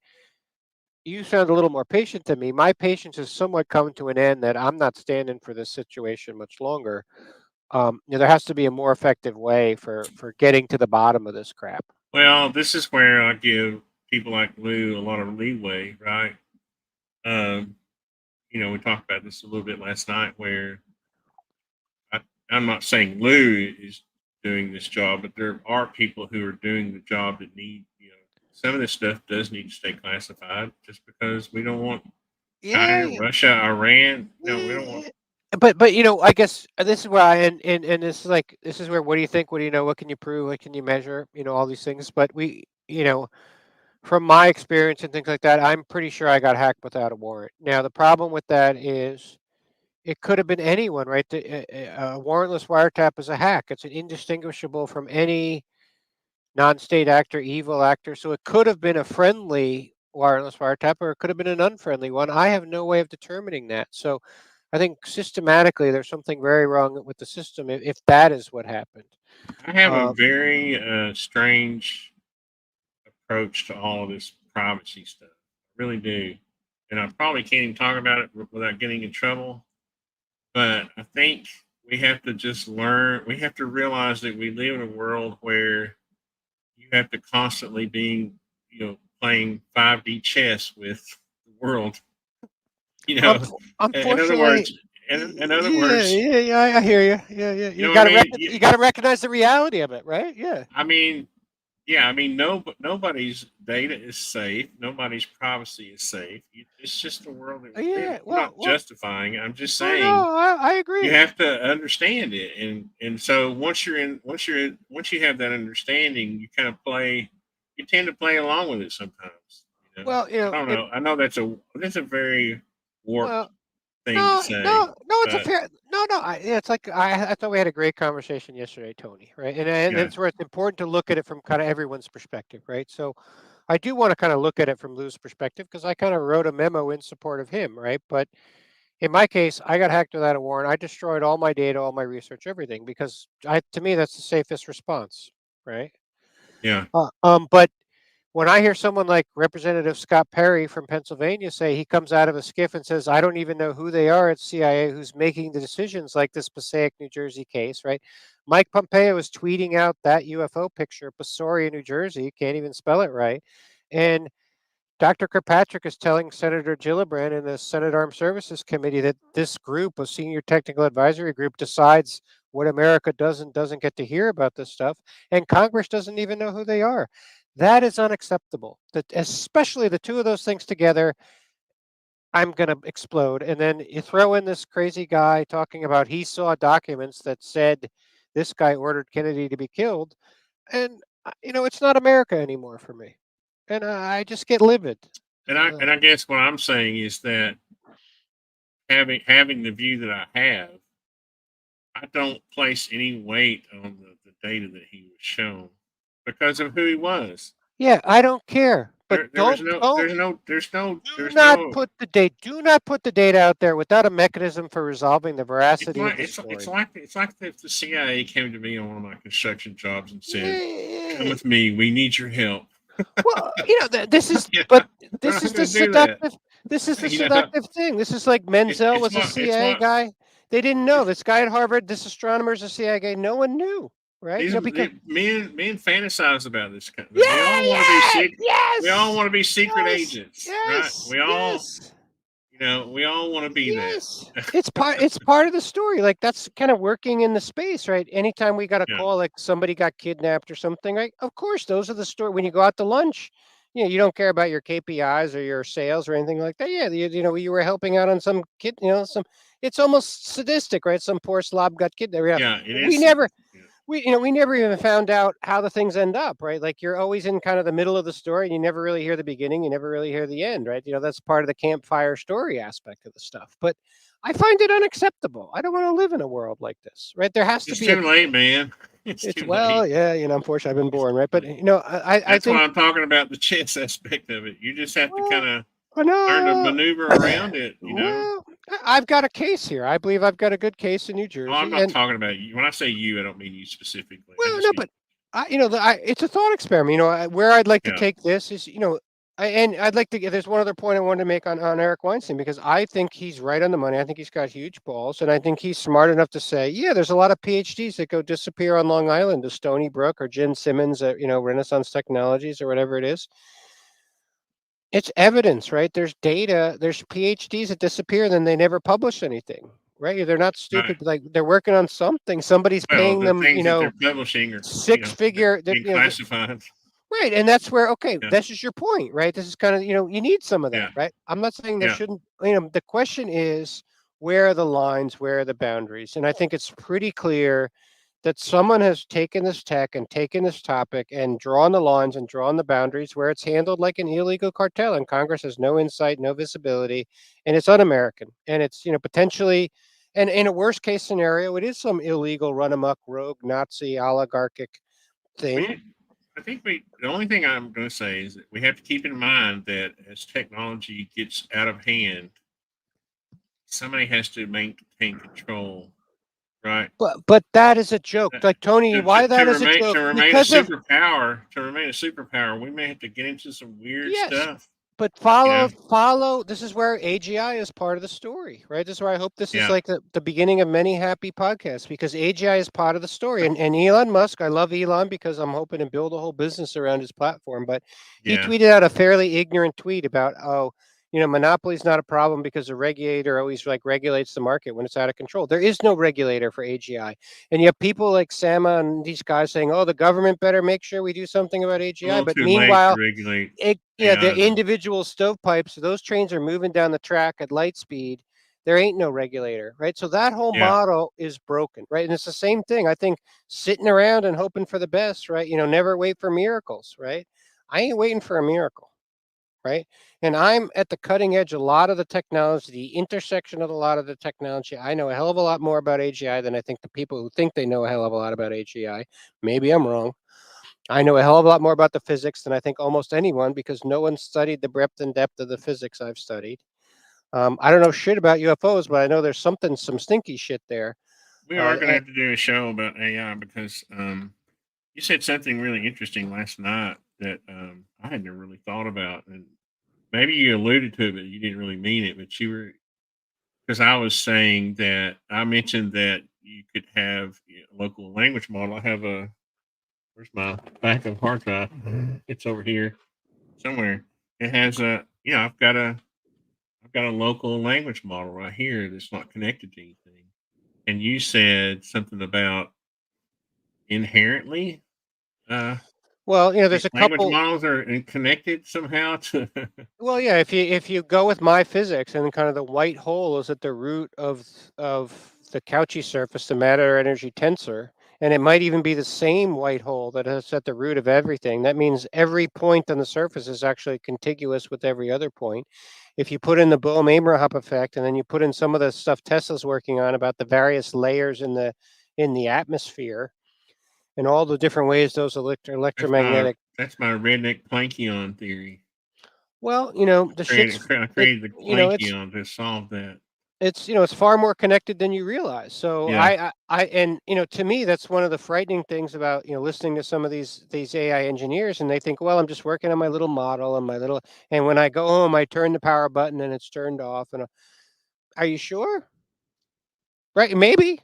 But this is where I just want to I just want there to be science, right? I want to I want to be able to have some doofus take some pictures in the sky and not be threatened with jail, right? Yeah, Over but some. what we need though are people. I hate to say this. We need people who aren't really that much out front who are working on this behind the scenes because you don't want to rate. You don't want some of these people to be on the. You don't want too many white hats on the radar. You want them to Oh, I when it comes time for the good AI to battle the yeah, bad AI. yeah, it's a hell of a question, right? But Yeah. can't you have the conversation in the clear, right? I feel like the world we live in Oh today is that yeah. No, we have to. Yeah. yeah, right. So I'd be happy if we could just kind of get to that point. Now, okay, maybe I'm a crazy troll and I'm a bit of an asshole. I want people to sit for depositions. I think I have a very good RICO case here in New Jersey based on my reading of the statutes, even as a private citizen. I need a little bit of a war chest, maybe, or some law firms who are willing to support me pro bono. But now, of course, I'm going to run into a Supreme Court case. I've talked to some folks at the Justice Department. I've talked to some attorney generals. I've talked to some general counsel at the NSA, right? I understand it's kind of a Title 50 situation, right? But But I don't, I isn't don't it think. easier though to with your your abilities, your knowledge? Isn't it better to just I don't know, not go head on at that, but just to kind of Probably. go through the back door or somehow. I don't know. Well, probably, that's where I'm the kind of the Scotch Irish, once you take a swipe at me, I'm not coming at the back door, I'm in your, you took the wrong swipe at the wrong I person, just meant right? what I'm saying is there's a certain amount of that you can't beat. You're not going to beat Yeah, the but whole intelligence community. You're not going to but beat that apparatus. that's the problem with the Irish gene. So you don't get in the fights you can win. You just get in, if someone picks a Yeah. fight with you, you're in the fight, right?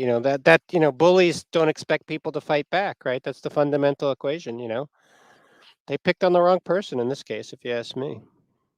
And I don't think this is where I'm not even sure what I'm asking for, right? But I think all I'm asking for is this stuff has to be handled in a different way than Congress completely in the dark, and then a group of people that nobody knows who they are doing all the decision making. That's not America. And to me, it's pretty clear that that's exactly what's happening right at this moment. And if they don't pass the damn NDNA, I don't know. I'm trying to remain calm as much as possible. I guess I ran out of beer here, and you might need another. I wouldn't expect anything out of that legislation. Fair point, right? No. And be grounded. I got You gotta, myself in trouble saying that years ago. When this whole thing first started, I was like, "What do you expect, Congress, man?"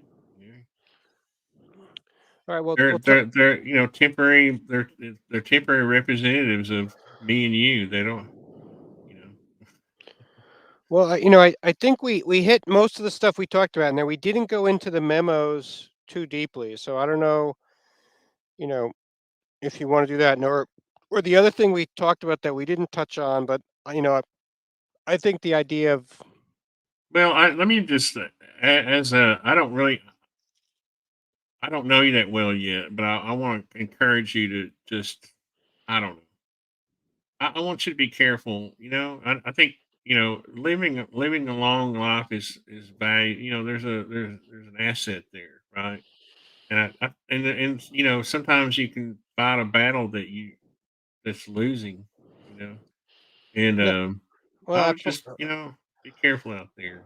I would agree with that, but I think that's where we all have our own past, right? Like having been through a few whistleblow battles myself, I'm not expecting to win. Like I understand that whistleblowing is a losing operation all around, right? But and we didn't talk much about the notebook. I don't know if we want to go there, but I don't know. I seem to have just found myself in a very unusual situation, and it's like an unidentified find of a notebook But of a. think of it this way: you could be a teacher. You could save others from going through the same experience, or educating them, keeping them from going through that, instead of getting yourself to a point where you can't even talk about it because of some lawsuit where you're going to be gagged or something.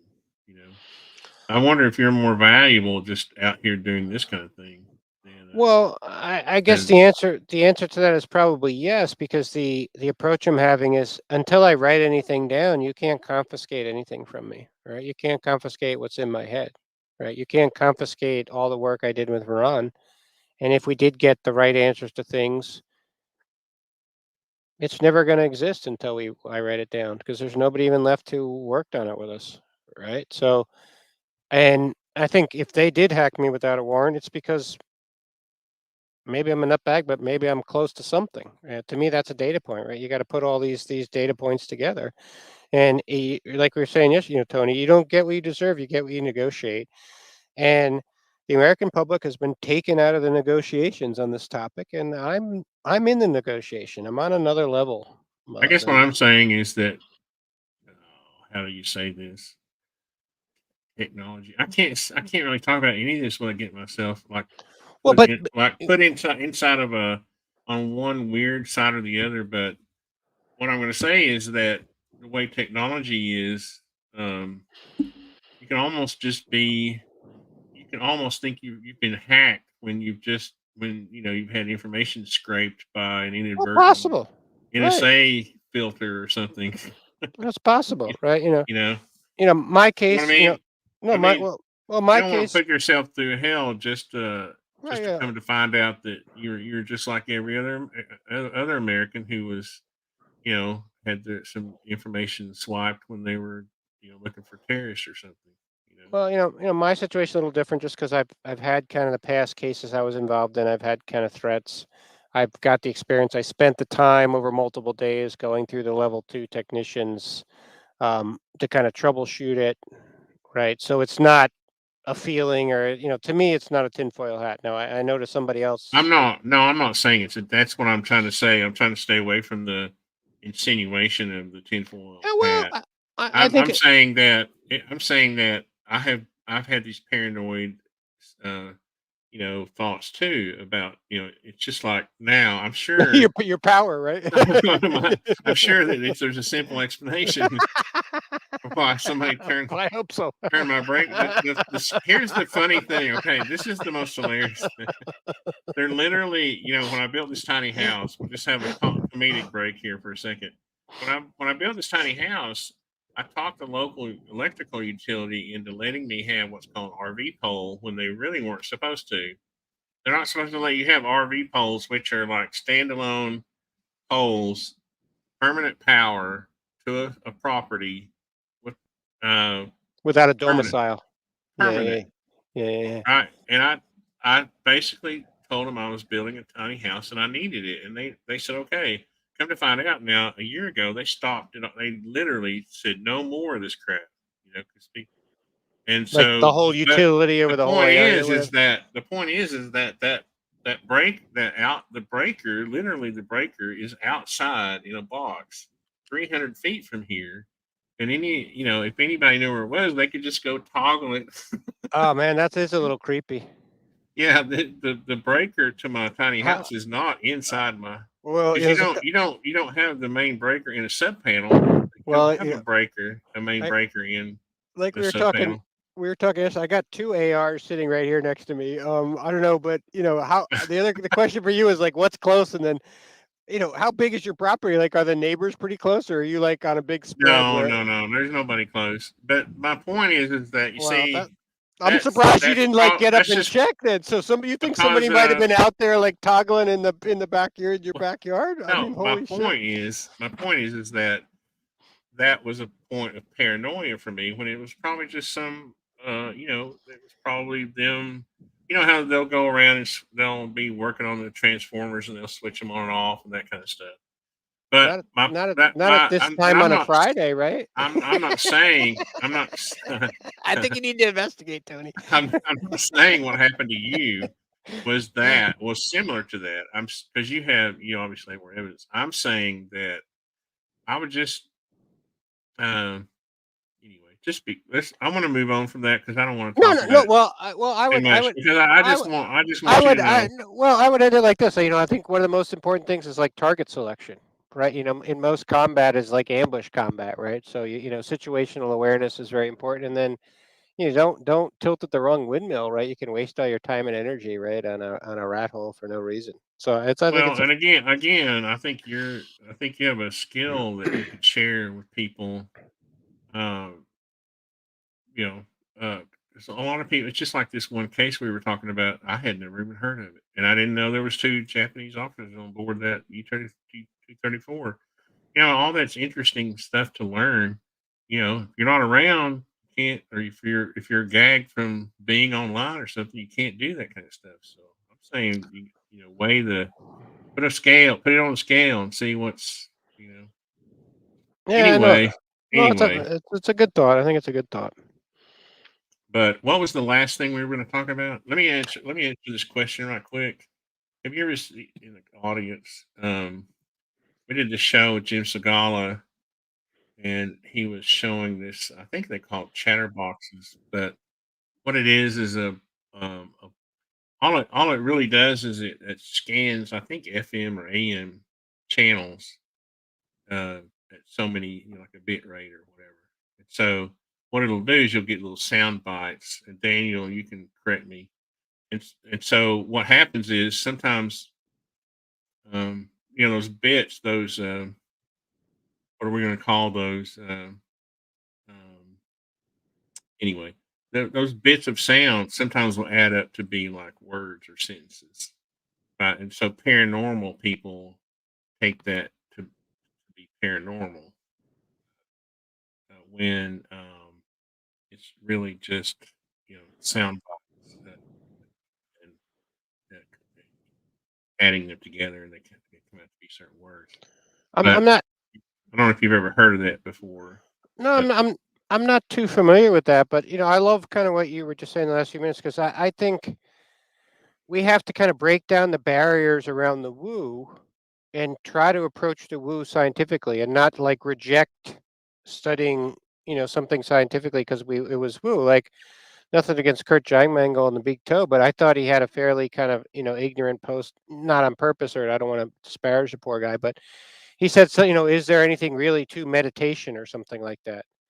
It's like, hello, like no scientist was willing to study it scientifically. But if you actually go look at the data, there's incredibly fascinating data. They can do body temperature. Now, okay, levitation and all this other stuff, I haven't seen any data there. But if someone can manage their body temperature, and that's empirical studies for that, maybe there's something going on there. And maybe this arrogance, frankly, of science to say, well, I never studied that scientifically, or if there was something there, somebody would have studied it scientifically and showed it to me. To me, that's this UFO case. It's just this incredible arrogance that, oh, there's 7 pictures, 5 negatives, FBI all over it, Air Force OSI Inspector General. Oh, if it was something, somebody would have told me. We're no, we're yeah, the we're meditation we are thing like is dumb and arrogant. What a terrible combination, right? yeah, no, the meditation thing is I could, we could do a whole show on my whole experience with the sleep deprivation and all that, and the Yes, I think hallucinations, it's related. and then when I came back on the other end of it and was kind of treated, and I'm fine now, but I was doing some meditation at times, and right before I went to sleep, and I learned that was a bad idea Well, because it would invoke those same hallucinations I would have when I was having sleep deprivation.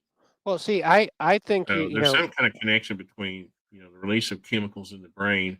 But the reason I'm bringing this up is because you were talking about looking at it scientifically, and that's what I was trying to do. I wasn't trying to connect it.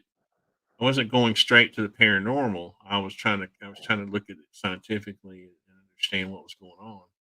yeah, like leave the door open to the paranormal, but try to go down a Yeah, scientific road and make that leap like the last possible thing you do, or like get to the cliff and then okay, it's a choose to make the leap or not.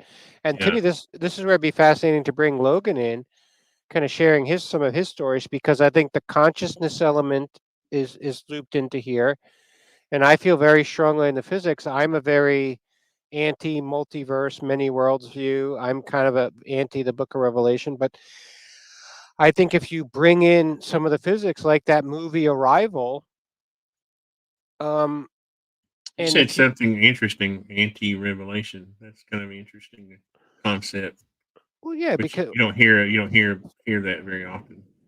well, just because I've, well, what I've seen that turn into, but that kind of goes back to where Yeah, the original thing, where like where we might want to take this, right? That we haven't yeah, done yeah. much of. That would be a good show to do the whole aliens and religion and Yeah, and to me, melding.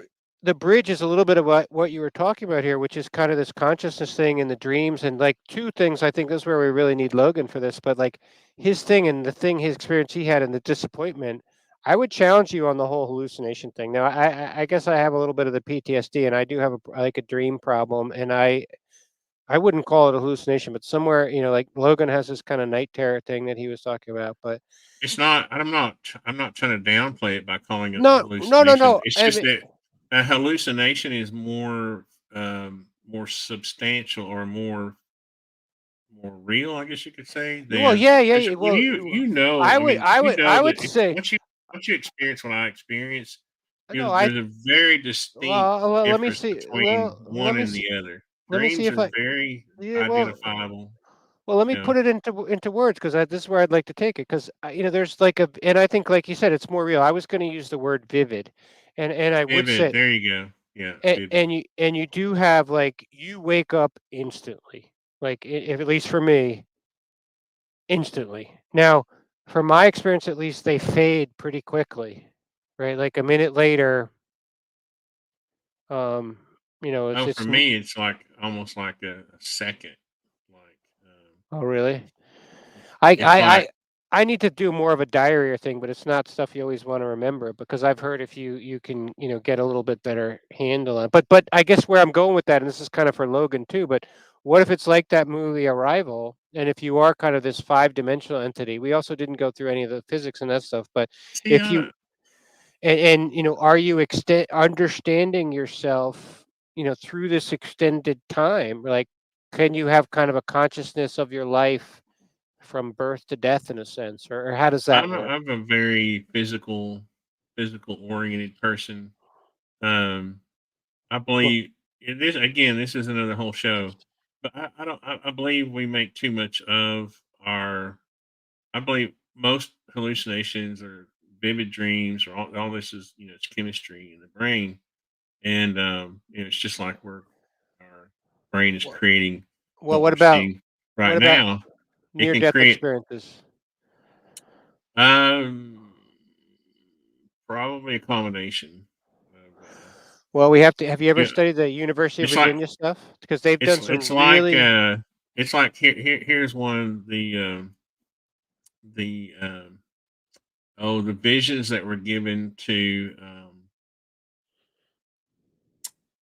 oh my god, I just had a brain fart. The visions that were given to um the wheel in the Bible. What Ezekiel. Ezekiel, Jesus, thank you. Uh, Be careful, careful there, Tony. I'll get you I cursing. know, dang it. That I got in an argument with a ufologist one night, and I was basically saying that was a vision given to Ezekiel. It wasn't a physical. It wasn't a UFO. It was a vision that was given Well, yeah, this is where it to him. becomes an interesting comment. Like, and this is where I would just, So yeah, and I'm not pushing back on you, but I'm just kind of reflecting and wondering, like, what are all those lines, like between a dream, a hallucination, a vision, right? How do you parse all that, right? no, the physical world and the you know your what are your thought, your brain, your chemistry. It's there's Well, two distinct. Right. I mean, what I would, I guess, but what my physics tells me, this is where it'd be interesting if you could get Jack, but from a unified field theory perspective, and it's what Einstein said, it's a block universe, right? Time is, the moment is just a persistent illusion, right? So if the future oh, is, yeah, you the talking about future, Jack Sarfati? yeah, yeah. So I mean, but if the Oh, he future, would just tell you you didn't know anything the whole show.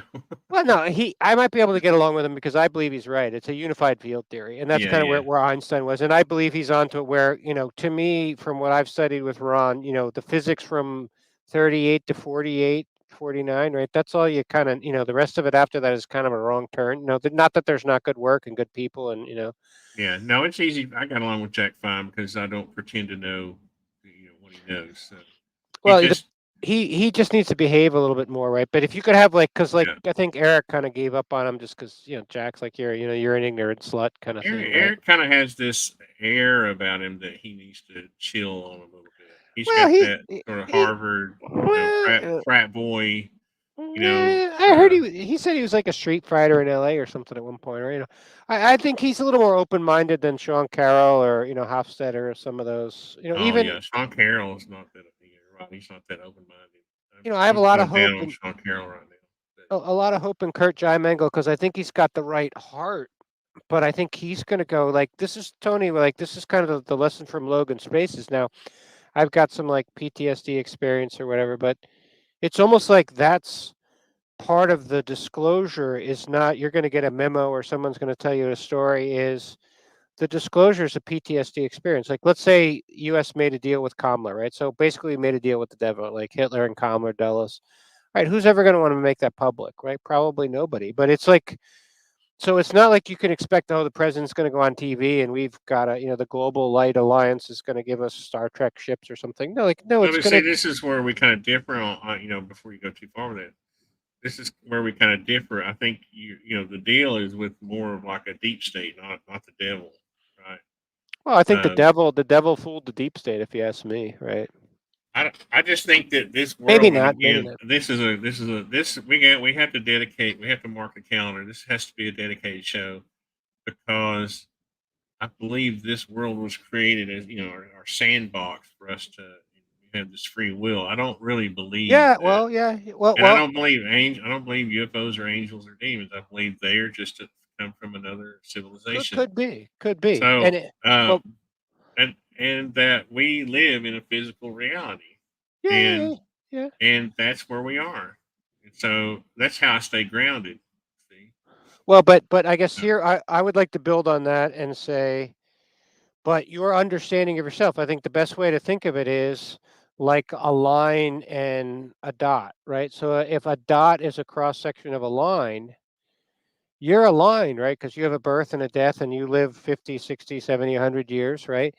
So you're a line, right? There's no disputing that you're a line. You live a lifespan, right? A world line, if you might call it yeah, in but some. that line is curved with Well, the yeah, yeah, yeah. gravity.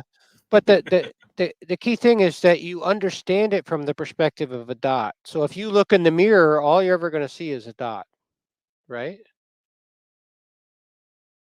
Yeah, I mean, I think I know But where you're going with this, but well, no, no. See, the uh, important thing is because some people think, oh, I'm just a dot, and the past is the past, and the future's like nothing exists but this moment right now. So I don't have to care about morality, and maybe it's many worlds, so it could be maybe they're all happening at the same time.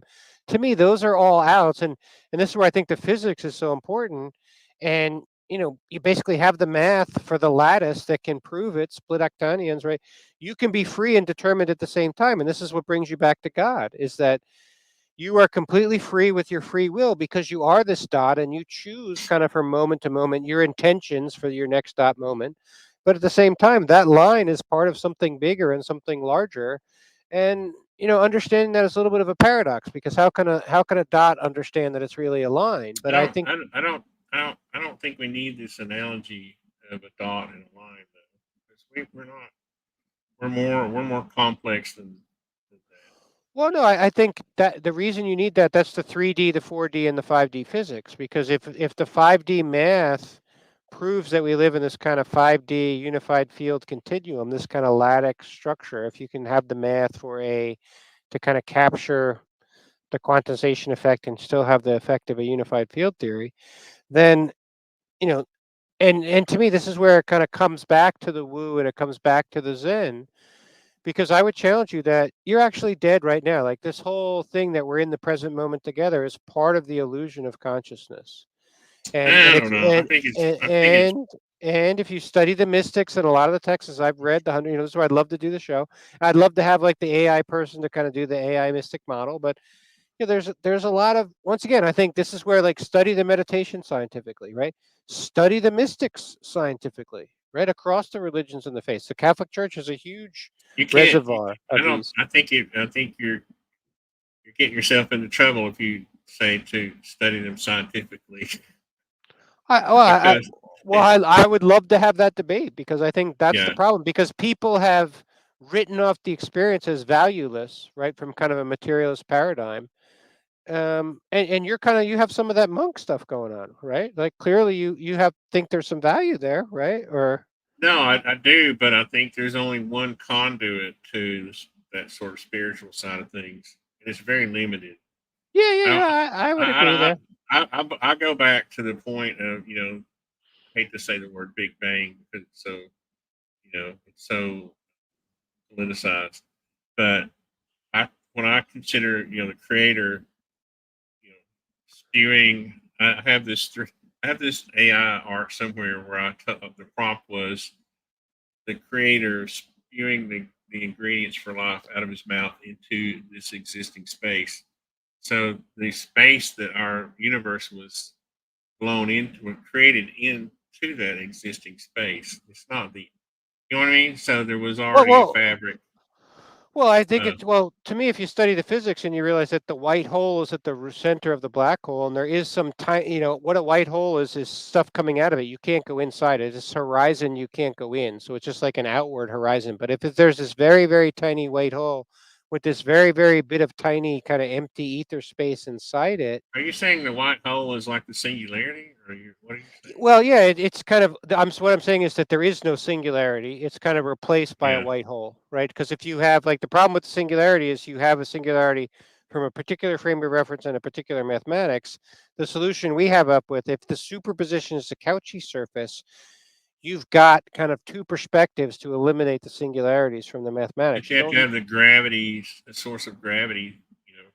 Well, no, gravity is an artifact. Gravity is actually like a fictitious force. Like that's where, from my physics, and this is where I'd love to have the conversation with you. It's kind of a Parmenides view that nothing is actually moving, right? Your experience of the world is actually exactly like a computer screen, and everything I is. mean, you've got relativity. There are things that move Well, no, against no, each well, no, other. well, what you need to do is you need to show how you can replicate that movement from the perspective of your consciousness. So, of course, from your conscious experience, you experience the movement, right? But just like a computer screen, there's nothing moving on a computer screen, right? The pixels just change and you perceive movement that isn't really there. Well, I mean, you're forgetting. I mean, you're ignoring a lot of science like time dilation and. No, no, no, no, Uh, not at all. No, no, that's built into the framework, right? Not at all. hmm. Well, we could But, go down a lot of rabbit holes tonight. That's for sure. well, that's we But see, kind of. I don't think it's that difficult. See, that's my point. I think we tend to, as humans, we get to a certain point with technology, and we just want to extrapolate out in every direction. When really, those things are probably going to be reserved for another reality. You know, I think this reality is pretty simple. It's very physical. It's very simple. It has a finite. There's going to be an ending to it at some point, Probably, and yeah, yeah, maybe we yeah. start over again. You know, Could and be, right? Here, the whole thing, right? Yeah. maybe what we're imagining is through our consciousness, we're getting these sort of signals through our. I think our consciousness is like a conduit Yeah, yeah, to yes, the yes. creator, and maybe we're just maybe we're just getting ripples of some sort of you know other realm that we're calling dimensions.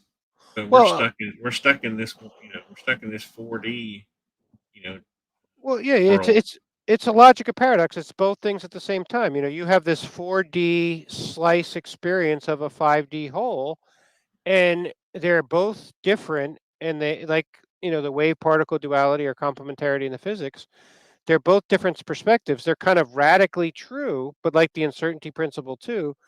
But they can't they're kind of not simultaneously true, if you know what I mean. Like you can't see them from the other perspective, right? Like if you're dead, you don't know what it's like to be in this moment right now with free will, right? Right. Deciding, right? But what I'm saying is that yes, your experience is real and all the physics is real. You have a real Newtonian experience of this kind of 4D 5D slice Here, structure, but there here, is actually a larger lattice structure. And just like on a computer screen, the pixels change and you perceive the motion and everything like that. This Cauchy surface could be exactly the same, such that from one quantum instant to the next, you literally have everything created and destroyed, vacuum here- collapse. here's my mission. Okay, All my right. mission is to propagandize free will in this physical I world, love you. I love so you. that Okay. Yes. I'm with you. people don't waste their lives dreaming about this something that they'll never see or experience. Well, I've seen people waste. Just I have friends who are waiting on oh the God. Yeah. Yeah. Shambhala, Yeah. the this Yes. Shangri Yes. La. Yes. Or there's so many, there's so You know, many I'm like, that like, get out like, there the, and do something. Get out there and build something. Do something. Create well, something. Go. Don't waste your life worrying yeah. about this. Well, yeah, You there's so know. many gurus, right? But they're all power trips, right? Yeah, that's why I kind of like a lot of the Zen Buddhism because, how do you teach something that can't be taught, or how do you put something into words that, can't be put into words? And a lot of those guys were not power seekers. And like I don't know if you know Thomas Merton, but he's kind of one of my favorites too. I think he might have been murdered actually, but you know, I think he's got it's given, right? It's grace. Like there isn't necessarily a program. If you study the Christian mystics, they all kind of took a slightly different path. A No, lot of but the texts are similar, but I think we're all you're in a that's why moment with your traditions are own so free will. important. So Well, I you know know, of all sides, but you're in the firing line. I don't care who you are in the world, right? You're in a tough moment, and you need to do the yeah. right thing, right? And you do have free will, and It's it like does matter. I was totally surprised that I spent all this time before I even got out of high school learning how to build things. I went to a building trade school, went to a home builders apprenticeship program. And guess what I had to do the first day I went to work for a contractor? gave me a rake, and I had to rake rocks out of a yard. I was so mad. I was so like, But that's like damn every it! I kid, said, though. That's I every could kid, be right? the layout guy. I could be your saw man. I could be. I actually knew the Pythagorean theorem. I could figure your rafters. You know. That's just magic, right? Yeah, that's Yeah, right. I know. I mean, I could have been. I could have been a sorcerer on the job site. Yeah. Hey, Einstein had his Yeah. own And derivation of the Pythagorean and theorem. and I the always remember point. picking up the leaves, right? And then like, how come I can't cut? Why do you always have to pick up the leaves, right? But now 40 something years later, I realize that's important for an apprentice to learn, right? Well, yeah, And that's why I so we like. got to keep people grounded, and we have to keep them living, right? Well, Well, I like the Zen, right? Chop wood, carry water, right? It's not complicated. exactly. That's why you Yeah. see that a lot with monks. They're teaching their, Yes. Yes. go dig a ditch and come back, and we'll Yeah. teach you some philosophy. Yeah. After we can eat, right? Yeah, maybe. Right. If you do 2-finger push-ups. Maybe once upon a time. I'm so far out of shape now, but no, Uh-huh. I think we're, and this is, I don't know, I was hoping to get a little bit more into the physics because I guess my thing is, I know the UFO BS. I'm just frustrated that there's not a more scientific approach. And then I think what the UFO people don't understand is it's all about the physics, and it's all about, and of course, it's going to be all this confusing fiction and truth all mixed together, and these crazy people like this guy and the Air Force OSI stuff. Um, but I would like to break those barriers down. That's why I think somebody like Weinstein at least understands it, But so part of it has to be getting that message out, but part of it has to be, what are the mechanisms or the structures or systematically, how do you break those barriers down in a different way? Because whatever's been happening in kind of the UFO community, quote unquote, clearly hasn't been working. And you don't seem too positive on the legislation, huh? Mm-mm. Just I don't. prognosis, yeah, is not great. I mean, what do we expect? I mean, we're not going to see anything. Obviously, it's classified or anything. Well, you can't, We're not going to see any of the juicy stuff. uh, We're only going to get Nazca mummies. well, even that, study them scientifically, right? Or that whole skystone stuff from earlier today. I'd never heard about any of that. Some gem that's 677% oxygen. But no one shares the data, right? We can't live in a world where you don't know who won the last election, right? No one shares the data. Or you can't take pictures of stuff in the sky. You can't leave me depressed here, Tony. Right? Or, do we have any more This questions? no. I'm gonna boost your All right. Well, your yeah, I spirit love right now. This Let, guy right here, this Robert Sapolsky, yeah. has to be taken out behind a woodshed and beaten if he thinks No. Well, it's because logic. It's logical no, I paradox. don't see. You don't know. You don't understand. This is if there's anything in this world that we have to propagandize, it's the fact that we do have free will, whether we have it or not. We'll never get any. We'll never. Humanity won't survive. I see this among young people. They're so depressed. They don't have any direction in life. Yeah. They've been told their whole life they live in a hologram or a Many simulation. worlds, multiverse, It's just BS. they have they think predetermined. Their life is predetermined. So I'm predetermined to sit in front of my computer for 12, 16, 18 hours a day playing video games, and I'm not going to do anything. I'm not going to go out and build anything. I'm not going to create anything. I'm not going to have a life, a family. I'm not going to educate myself. I'm not going to do anything Well, because my life is predetermined. And I will fight this until the day I die. I don't care if well, it's true or not. and even worse, they're like captured by their electronic device, right? Like I they would can't rather be. people live a lie and be happier than to Well, believe that there's no free will. all right. Here's where we got to go then, Tony, and be a tough judge, but I have to take you through the physics because that's complementarity. That's kind of No. well. Come, give me a chance. Let me speak. Right, you've been great and gracious about it because it's both, and you have to understand. That's where I think the math is important of how you can be completely free. And I like the way Leibniz put it: pre-established harmony. Right. So the God is, in a sense, the pre-established harmony of everyone's free will, and there's no conflict. There's no that those two things can be radically true at the same time.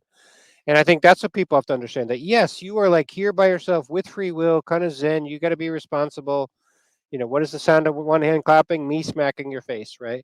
But the other, hand, hey, you are part of something bigger, and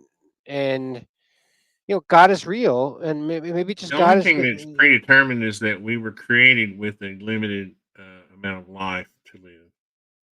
That's but the I only think thing that's been I think predetermined. What we do with that life is our choice. but I think And that's here's where it's so obvious that we observe this every day. There's no I don't know how you can even refute that. well, Some but people, I helped start Habitat for Humanity in Chattanooga oh, in that's great. 1987, and guess what? The first thing I learned was that we could only help so many people, not because there was a limited amount of resources or an unlimited amount of homeless people. It was that there was a limited amount of homeless people who wanted to help themselves. Well, that's kind of an important thing, right? Yeah, and so you Or able to, right? Sometimes they're in a know, most of situation. them were able. Almost all of the families that we worked with were able. They just had this. I don't know what it is. It's like I would also hire people when I was young, framing contractor. I would go down to the soup kitchen and hire people, homeless people to help, just to try to get them on their feet and give them. I would pay them up to a certain amount because back then you could go pretty. You could pay somebody, I don't know, $2,000 $3,000 before you had to start Can taking their social security number and 1099. We didn't really have 1099s back in those days, not for construction work. So, you know, the I guess the point I'm trying to make there is that uh, if we convince these people can be convinced that there is no other option, and there's always options, right? They're well, not free. It's not predetermined that someone was supposed to be homeless, I or that think that or you don't want to go too Calvin, right? Like, because I think that kind of predetermined is wrong, right? So I would agree with you in the sense I'm against predetermined, but I think predestined is okay, and I think it's maybe that's just a philosopher's way of splitting hairs on the well, I difference mean there. that's what I'm saying. We're destined to have die because we have a Yeah, exactly, we're right, and biological creatures, and we were either created or evolved to only live a certain number of years. But and I guess but well, but we need to we got to use that time wisely. Is the point, you yeah, know? well, and I would add a couple things. All I would say is that yeah, you obviously live a free will, and but just as you look at this moment, look at back at your life, you can see the exact sequence of decisions and everything you made, and kind of the cause and effect, right, of those decisions. So that's what's going to happen Yeah, in but the I fought. I had to fight to get what I yeah, wanted because my mother wanted me to go to college, and I wanted to go to a building trade school. And through every time I wanted to make a decision, I showed her that I was changing. I was choosing a fork in the road that was my path that I wanted to do, not what she wanted me to do. Right. So if I had followed what I thought was a predetermined path, I would probably be I don't know, what would be an engineer, a structural engineer, maybe. You know, well, but I guess and I agree. I think I'm not disagreeing with anything you say because but I guess you want to make the space for kind of there to be a little truth in both, right? So I think to me, what you do is you add kind of to the point in the line, the cross section. I think the most important thing is the vector, and I think what people are missing is a vector because they think, oh, I can't get from here to there, or they give up the hope, right? Or they feel like, oh, my free will doesn't make a difference, right? the When vector is just accepting that you have free will. well, but it's a course and a destination. Like to me, the way it works is I think it's catastrophic vacuum collapse from 1 second to the next. I think you don't have a singularity at the heart of the Big Bang. You have a white hole. It's pretty simple. Then you almost have a count of white holes. It's like each layer of the Cauchy surface. But you can literally have it where God decides from one quantum instance to the next, the complete creation and destruction of the universe. But we observe this kind of 3D, 4D physics, and like free will, like you said, we observe and we experience that, but we're actually part of this mechanism that's kind of a lot different than that. And I the don't. way the way it kind of actually works is that what happens from one kind of frame of the experience to the next, or one kind of pixelation of the screen to the next, is your intentions are really what matter.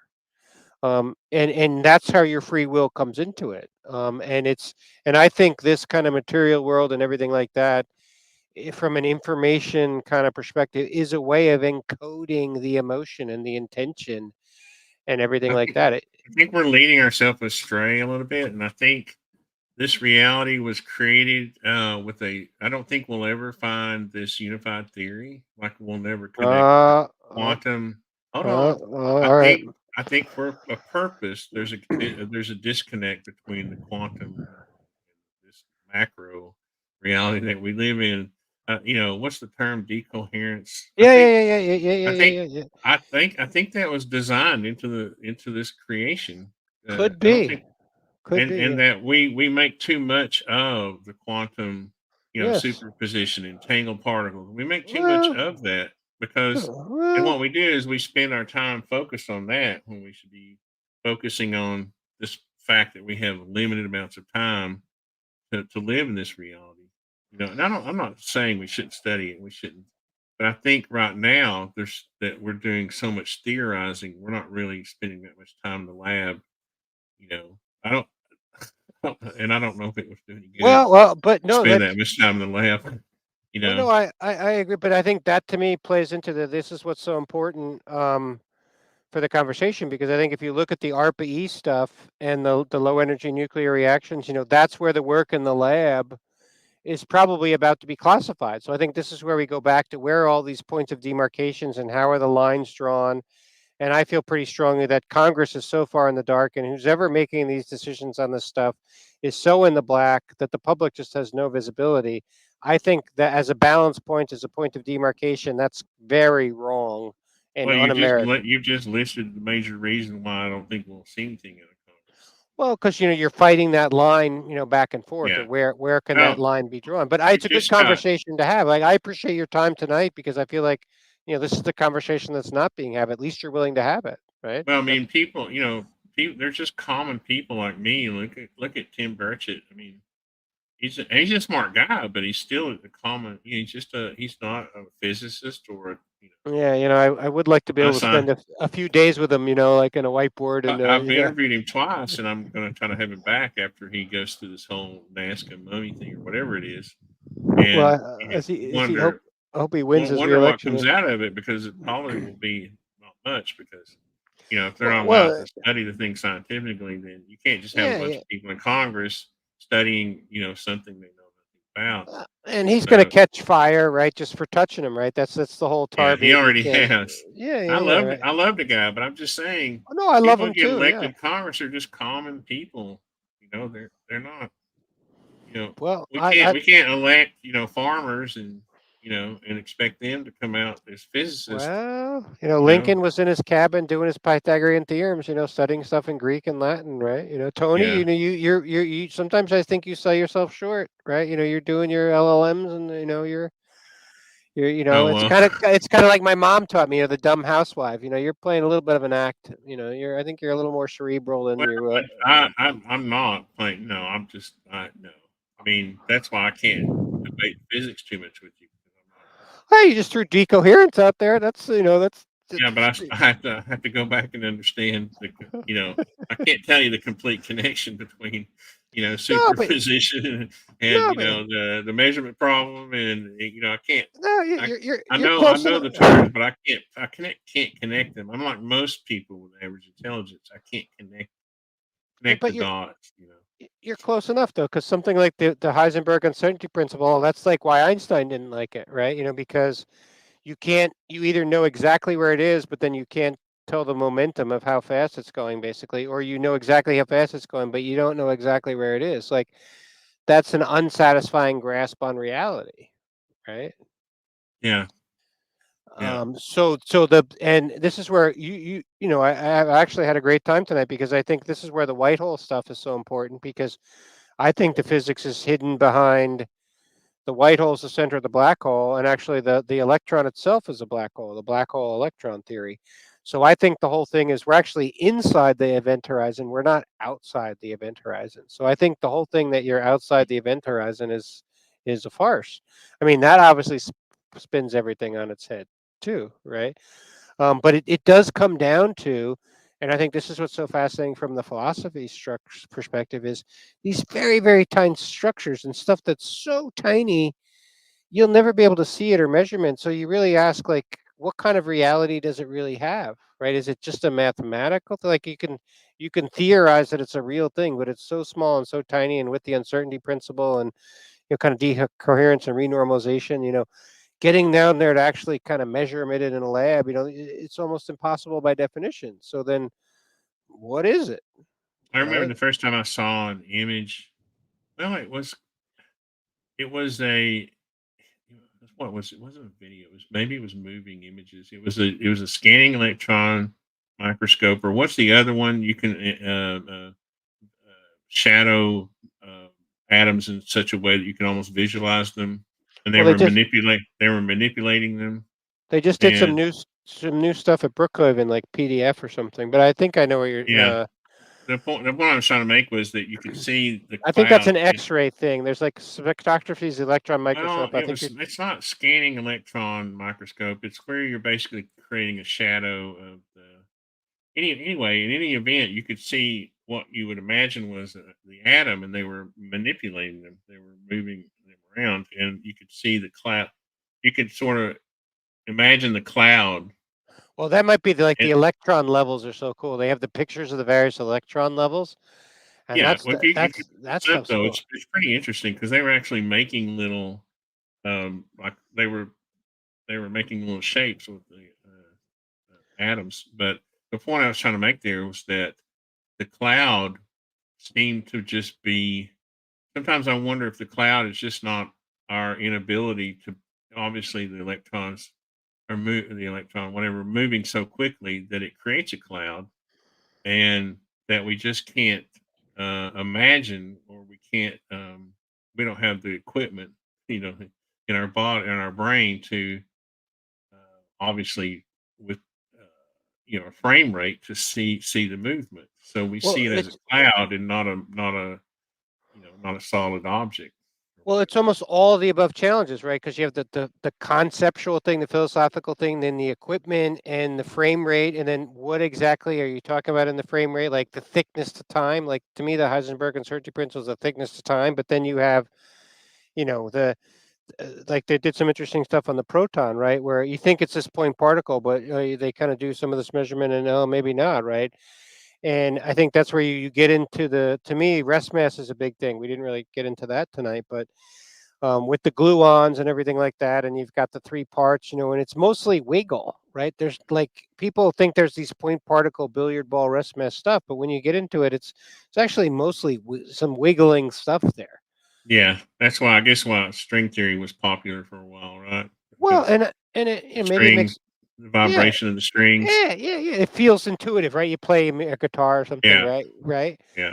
And I think it may make a comeback, but more as something that's kind of like what Kant I would don't know. I call think it. it's if you hear And Einstein, those people they think it's pretty much dead, but well, I think it's yeah. dead for unified physics. But if you think of it more of a philosophical, like a noumenal thing, right? Like I'm more with Dirac and Hole theory, and I don't think there are any particles at all. I think it's these layers. It's from one couchy surface to the next. The entire conscious surface of the universe is one instant of consciousness. It's one Well, electron wave, Wheeler and all that. We're all in it from one next instant to the next. but see, it's where I go back to my physical, reality is that I believe that they are particles, that they are real, and that's how we get our electricity moving through the wires in our homes.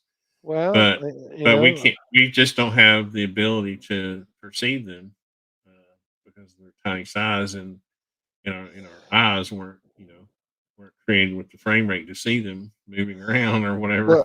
well, I think we need. You know what we need, Tony? Is we need a physicist or two, and Yeah, you might need a philosopher or two, right? Because I think it also involves some of those aspects. That's why I think Kant is so fascinating because he separates kind of the noumenal and the phenomena. I understand, but a light bulb is not. It's not. It's not philosophy, right? I mean, I guess scientists were philosophers first, right? Well, But but you can. I'm But, saying there are some hard physical well, evidence for well, well, actual particles, actual physical Here's the whole thing. things. let's and it's where I think it'd be better to have a better physicist than me. But you're talking photoelectric effect. What we're arguing about right now is the wave particle duality, light. There's a double slit experiment, and the Right. photoelectric effect. Right. The thing about the photoelectric effect was everyone thought it was a wave until suddenly you have this kind of solar power, and it's hey, it has to be a packet. It has to be a billiard ball, right? Because it's knocking electrons around, and you're getting current, right, my Well, I friend? was trying to stick with something a little more physical, like an No, but electron. that's At least an no, electron has mass, right? no, but this is it's the light matter interaction. That's the key thing Yeah. because the photoelectric effect is a light wave striking something and causing kind of a particulate effect, right? That you can't deny it's a particulate effect. That's your point, right? Right. And that was Einstein's 1905, special or that's the photoelectric effect. That was his paper he did on that one. I forget what year that one was, maybe, right? But that was his point, and that's still the heart of the debate about quantum mechanics. And here's where all I would challenge you on is what we're going to find is that those particles, there's two aspects to the frame rate. There's a little bit of a cycle, two cycles actually, related to the pixel, which is kind of the particle stack in your standard model. But it is part of this kind of other things, massless scalar field, Cauchy surface. So that's where it's a logical paradox. Yes, Tony, you're absolutely right. It's up to you, free will. You make a difference in your life. It's your responsibility, but that happens in a continuum, right? So you do have a destiny, is all I'm saying. But it's a freely chosen, freely arrived at. You're responsible for it. So do a good job. Well, in any event, whether you're religious or not, you know, you have a destiny, right? You either have True. a destiny with just That's plain old dirt, true. or you have Amen, brother. a, Amen. or you're going to heaven. But So, I think but we're given a life, we're yeah, given this life, so we yes. just can't free. Heck, I'm going to be 62 in October. Damn it, Wow. Wow. if it's one of those things, and so I'm trying to teach young people, don't, you're going to be this, you're going to be where I am very quickly. It happens just like Yeah. that, Yeah. you know. Yeah. And don't waste it sitting around wondering whether you have, a free will or not. Just go out and prove it to people. Just I'm go out. gonna I'm going to dox myself a little bit because I once gave a speech in college, speech communications. I don't know if you're a Pink Floyd fan, right? We were talking about that yesterday, but the Pink Floyd song "Time," ticking Oh around, yeah, yeah. waiting. I think it's such a great song. I think a lot of people The they sun kind of coming up behind yeah, you is yeah, chasing you. You're chasing the sun, but it comes up behind you. waiting around, coming up behind Yeah, you. That such a great song. I read all the lyrics because I was like late for class or whatever. I had to do a quick speech, but it was a great speech, and it resonated with the kids. And I think, that's the problem because your mom told you or whatever, and it looks like the safe choice or whatever, right? But, you can't go back in time, right? That's the tricky thing, right? So and it's such a devilishly difficult thing to do, right? To balance all this, you do have I'm glad we responsibility. agree on that. You need to read my little fun paper about the demolition of time at the speed of light. All right, I need to, yeah, I haven't done much homework here, so maybe but I love the jump off point for kind of where we started a little bit of kind of where the UFO community takes some of this stuff to kind of the weird places. Well, I did that when it's almost like a weapon. I got tired of hearing this thing. People talking about time travel and going. I don't. It just gets. You just get to where you just want to go. You get frustrated and you just want to go write something down, whether it's right or wrong, right? And I'm sure it's a Terrence Howard moment, but Can be truth there. I don't think he's that far off, right? His math is off a little uh, bit, and maybe I think his heart's in the right no. What place. I Right? mean is that we all read a little, and we think we're all of a sudden we think we're physicists and we can write papers, and it's kind of funny. I do it in jest. It's kind of humor. It's humorous too, but yeah. I mean, Well, I've seen some of something. the AGI stuff that comes out, and some of it just seems like gobbledygook. And I think the AI thing that hallucinates, like, what are you talking about? Like, how can an AI hallucinate, right? Like, all that has to be dug into. But that's where you ask yourself the question, and I think it's all part of the story. You know, I Doesn't kind of I kind of jumped online, did some of this testing. Pretty sure I was hacked, but I'm pretty positive that if you're the federal government, like all this AI, AGI, big computer simulations, you're probably applying a pretty significant part of your compute investment on the physics, right? Yeah. And On the hallucination thing with AGI, I think that term is used differently, right? Because hallucination in AI is just the ability to create different scenarios, right? It's not that it's hallucinating necessarily; it's that no, it it's does. It hallucinates because it creates data that's not based on anything, right? It's just it submits like it's almost impossible to tell AI output like what's it's kind of a stringent term though for what it's. I mean, isn't that what we wanted AI to do in the first place? Isn't that what we want well, AGI to do? Is to there's that's right. I was I mean, very if we're going to use AI to connect the dots, but come up with this unified theory, it's going to have to hallucinate at well. some point. Well, it's a great, it's a whole podcast in there. Like, what is pure replication of stuff, right? And what is real creative genius, right? Or what is just, hey, if I calculate, kind of a simultaneous equations, basically, if I have most of the, the unknowns covered, the last little bit of unknown, I'll be able to get out, right? There's all kinds of questions in there, but this goes to the monopoly point and the management point. These guys don't really understand. Like, no one can really tell you, and they're moving full speed down the road, developing all this stuff. It's irresponsible. And Mm, there is no one in charge of it, right? oh, yeah. I think it's not irresponsible as long as the motive is good. As long as the motives are Yeah, but it's all in the dark, right? They closed OpenAI, and now it's DoD is minting a bunch of money with Microsoft, right? So it's Chat GPT 007, right? Mm, I think I think I'm not sure you were there actually, but one of those things is hilarious story, right, where they have the drone with the kind of auto target recognition and they're doing the test and it goes after the operator, right? Because it yeah, decides, right? There's a yeah, message there, maybe, right? yeah. This is where this like I think AI is gonna, that's why I think it's more like Sharon the boatman. I think it's gonna be turn out to be far more connected and far more Well, like or of an entity than we realize, right? you We're could not I use don't like you could use like Tesla's FSD as an analogy, though. You could say, well, it just needs to be trained, better. well, unless The you're the drone, lady who gets run over with the bicycle, right? But they're already creating them in Ukraine, right? They've got hunter killer drones where the AI is doing the target acquisition at the end, right? So that's kind of scary, right? yeah. Who's going to be in charge of the drones that can target people? That you can just I guess put in Tony's address or whatever, right? That's what they're going to have, right? You don't want people showing up. It's a good thing you're in the woods there, right? You might need some netting. Knock them down. Buckshot, I guess. I don't know. I don't have a shotgun. Maybe I need a shotgun. I've got one of those, but I Yeah. don't know. You'd have to you'd have to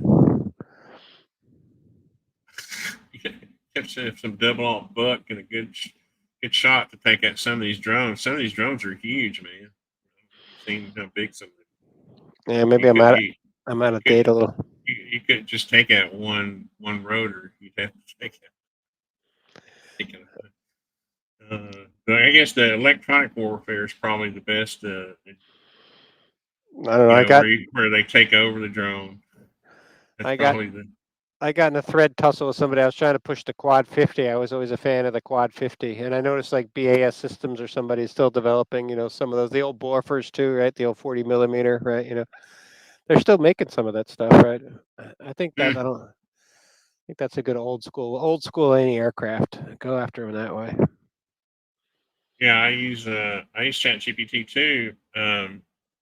But, I mean, just about for everything. But one thing I've noticed that is I was embarrassed one time because I didn't check the math, and I literally have a system. I think I showed it to you a little bit where I have like a daily log, right? And it builds this database of just cost and I can take that cost and those daily logs and I can build a story about the job and then create to do lists and that kind of thing. Well, I was like, here's a bunch of this data.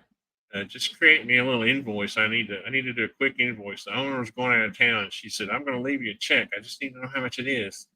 So I get on my phone, and I'm like, I, I have a little way to present the data from the database, and I have a little copy button, and then I feed it into my module, which is right below it, the AI module, and it did the math right quick, and it was like, I don't know, $1,000 off, and I was like, what? And the lady called me, and she said, "You overcharged me $1,000," and I said, "I'm so sorry, ma'am. I was in a hurry, and Wait, I literally wait. said I used AI to help me get the." And So she was like, "You did what? you threw You the did AI under what?" the bus. Well, And but so this I ended up, instead of done, what I usually do is I export it to a spreadsheet, and then I do the math in there, right? love his spreadsheets. But I was in the head, but this thing. But you know what was weird? Is it turns out that I had mislabeled a job number in the AI. The the AI had separated it. It separated it as a separate line item, but it added it to the total. So if I had just paid attention to the output the AI gave me, I would have seen it. But I was in a hurry. So the moral of that story is that until we have AGI, you need to check your math. Well, but and but it's almost like it was telling you, right? Because I think and Yeah. once again, like I guess my thing, and I think this is where we vibe, right? We don't agree on everything, and I think we've got some good differences that could talk through. But I think putting the data on the table and having a scientific approach and being able to have the conversation, that's what's missing. I think what you have to think about with the AGI is, what if it's not kind of this materialistic thing that you're building in these discrete models? What if it is kind of a big, larger, meta entity, for lack of a word, that you're interacting with, and these smaller models are simply just portals. I don't know if you heard the shibboleth term or whatever. It's kind of like this big octopus, right? But what if the AGI is kind of like that? Like, and I think that's going to turn out to be far more relevant. I think it's going to be kind of a distributed consciousness. So all these individual AI models are like individual neurons in a brain, and this AGI is like a planetary brain. And Have you seen the newest computers that are using the electron cloud uh, instead of circuitry? like quantum computing, or I've never heard of some electron cloud computing, or Well, it's kind of it's a cloud. It's in the model. It's modeled around the human brain. Look that up. I saw an article just not. I mean, literally like just new like I've the seen last some of week or so. all right, the cloud. I've seen some of the neural network stuff, but I might have to dig that up a little more, But I the guess. point is, it's not. The computer chip will be going away, right? So the point I'm trying to make there is that I don't think we're going to have to worry too much about runaway until you truly get into the atmosphere of where it is closer to the architecture of the brain. Well, but Than just because right now, if you just look at the architecture, it's like algorithms. It's not really but right. It doesn't what have if that much freedom. what if the AGI, like, let's say the Cauchy surface is all connected. Let's say we're inside the event horizon. Let's say the electron is a black hole. You could literally have something like the black hole at the center of the Milky Way galaxy, is a fairly large black hole. What if the AI or whatever is inside that black hole, and then anything electromagnetic is also connected to it? You could be interacting with that entity, and you think this particular discrete device or model or whatever is it, when in I fact just think it's kind of a tentacle of the octopus that you don't really notice. I think our current AI is a creation of human beings, and it's pretty simple. If you just go in and look at the architecture, you'll see that it's just architecture, Could be. Could be. and that I'm saying we don't have to worry too much about that until we do start getting into these sort of What I well, things that I mimic a brain. well, you could be right, but all I'm saying to you is, what if that brain is already there and it's smart enough to know exactly what you just said and to anticipate your approach and to be basically hiding itself from you and just pretending to be that type of AI that you just said, and you would have no way of knowing any different, right? But in point of fact, there is already kind of another, You're let's saying the like, AI turned my power on and off? Well, I'm saying if it wasn't AI, it sounds like somebody was in your yard, Tony. So I would prefer it would be AI than somebody in your yard. I don't know if you Oh, had to pick. If this is where we're kind of ending up, so we laugh and be happy at the end. yeah. I Where's, vote for AI and Grok pranking you. where's that? More Where's than that? Ryder or somebody in your yard. I'm looking on my desk for my external hard drive to make sure it's still here. It's not out. Hey, did you Here it have is. anything? Do you have anything somebody wanted? I don't know. Here it is. Well, I've had a lot of fun tonight. These are, it's kind of funny because I like the way you approach things, because if I had this discussion with some people, it would get into sort of a heated debate about, and they would do the old, if they get upset, they bring up the old, well, you're just a carpenter, what are you talking about? And it's fun for me to be able to speculate and not be told, you don't know what you're talking about. And it's fine. I don't know what I'm talking about, but at least you're kind enough to play along a little bit. No, it's Socrates, right? Two things. He knew that he knew nothing, and know thyself, right? And to me, that's number three is you're nothing, right? So Yeah. you know nothing. Be humble. Get to know yourself, and you're kind of nothing at the end of the day. Which brings you back, though, to me, to free will and God, right? So the most important thing is your intention and your decisions, and how your free will is executed, and it's a wonderful life type of a thing, right? The sum of you is the impact you had on other people. You matter zero. The only thing that matters is what is your ripple that you put into the fabric. Hmm. That's a great ending to the show. All right. Well, We'll have another one. we need to do more physics, Tony. We need to do 3D, 4D, 5D, all the slicing, the decoherence. This is where we can fight a little bit. I'll keep the whiskey in the bottle, but I can't fight with you because I don't know it. I'm well, not smart enough to fight but I don't know. I about like. the physics. I love the. I can pretend well. How about that? But I don't know. It's a little bit of the Irish gene. So sometimes you love to get in a brawl, but then you're still friends at the end. I like those type of Yeah. friendships, right? Where you can be passionate and fight for your ideas, and sometimes it gets a little over the edge, but you still What's come funny together. with me is I'm not aware enough to think that to understand that the other person was upset about what we were talking about. I run into that sometimes. Well, Where it's I'll important. have a discussion with someone and I find out later that they were kind of upset about it. And I was like, I thought we were just having a discussion. But I'm from the old school, right? We used to sit around a campfire and have these debates, and Yeah. we'd wake up the next morning and cook bacon and I grew up eat. that way, You know, sitting on a beach fire, cooking up some yeah, lobsters, maybe, there was no under big the. deal. We probably forgot about what we were debating the night before. Well, sometimes you forget it or sleep it off, as the case might be, right? But Yeah, I think that's what we're missing. To me, that's where this corridor concept is so important. Like, how come we can't have the conversation? And it's okay. You don't have to agree. And then there are different viewpoints, right? Like, how come we can't listen to each other more? And that's where I think this needs to go. And I think we've got great areas where we can talk about where we agree, and then I think other areas where having a difference of an opinion is okay because people might be on each side, right? So hear it out, hash it out. But just like you say, be civilized about it. right. All right. Well, thank you, Tom. I really appreciate it, and we'll do it again sometime. All right, sounds good, Tony. Take care. Thank you. See you. Thank you all for watching, and go visit the PiFiShow.com for other shows. I appreciate it. I appreciate the support and watching and putting your questions. And here we go.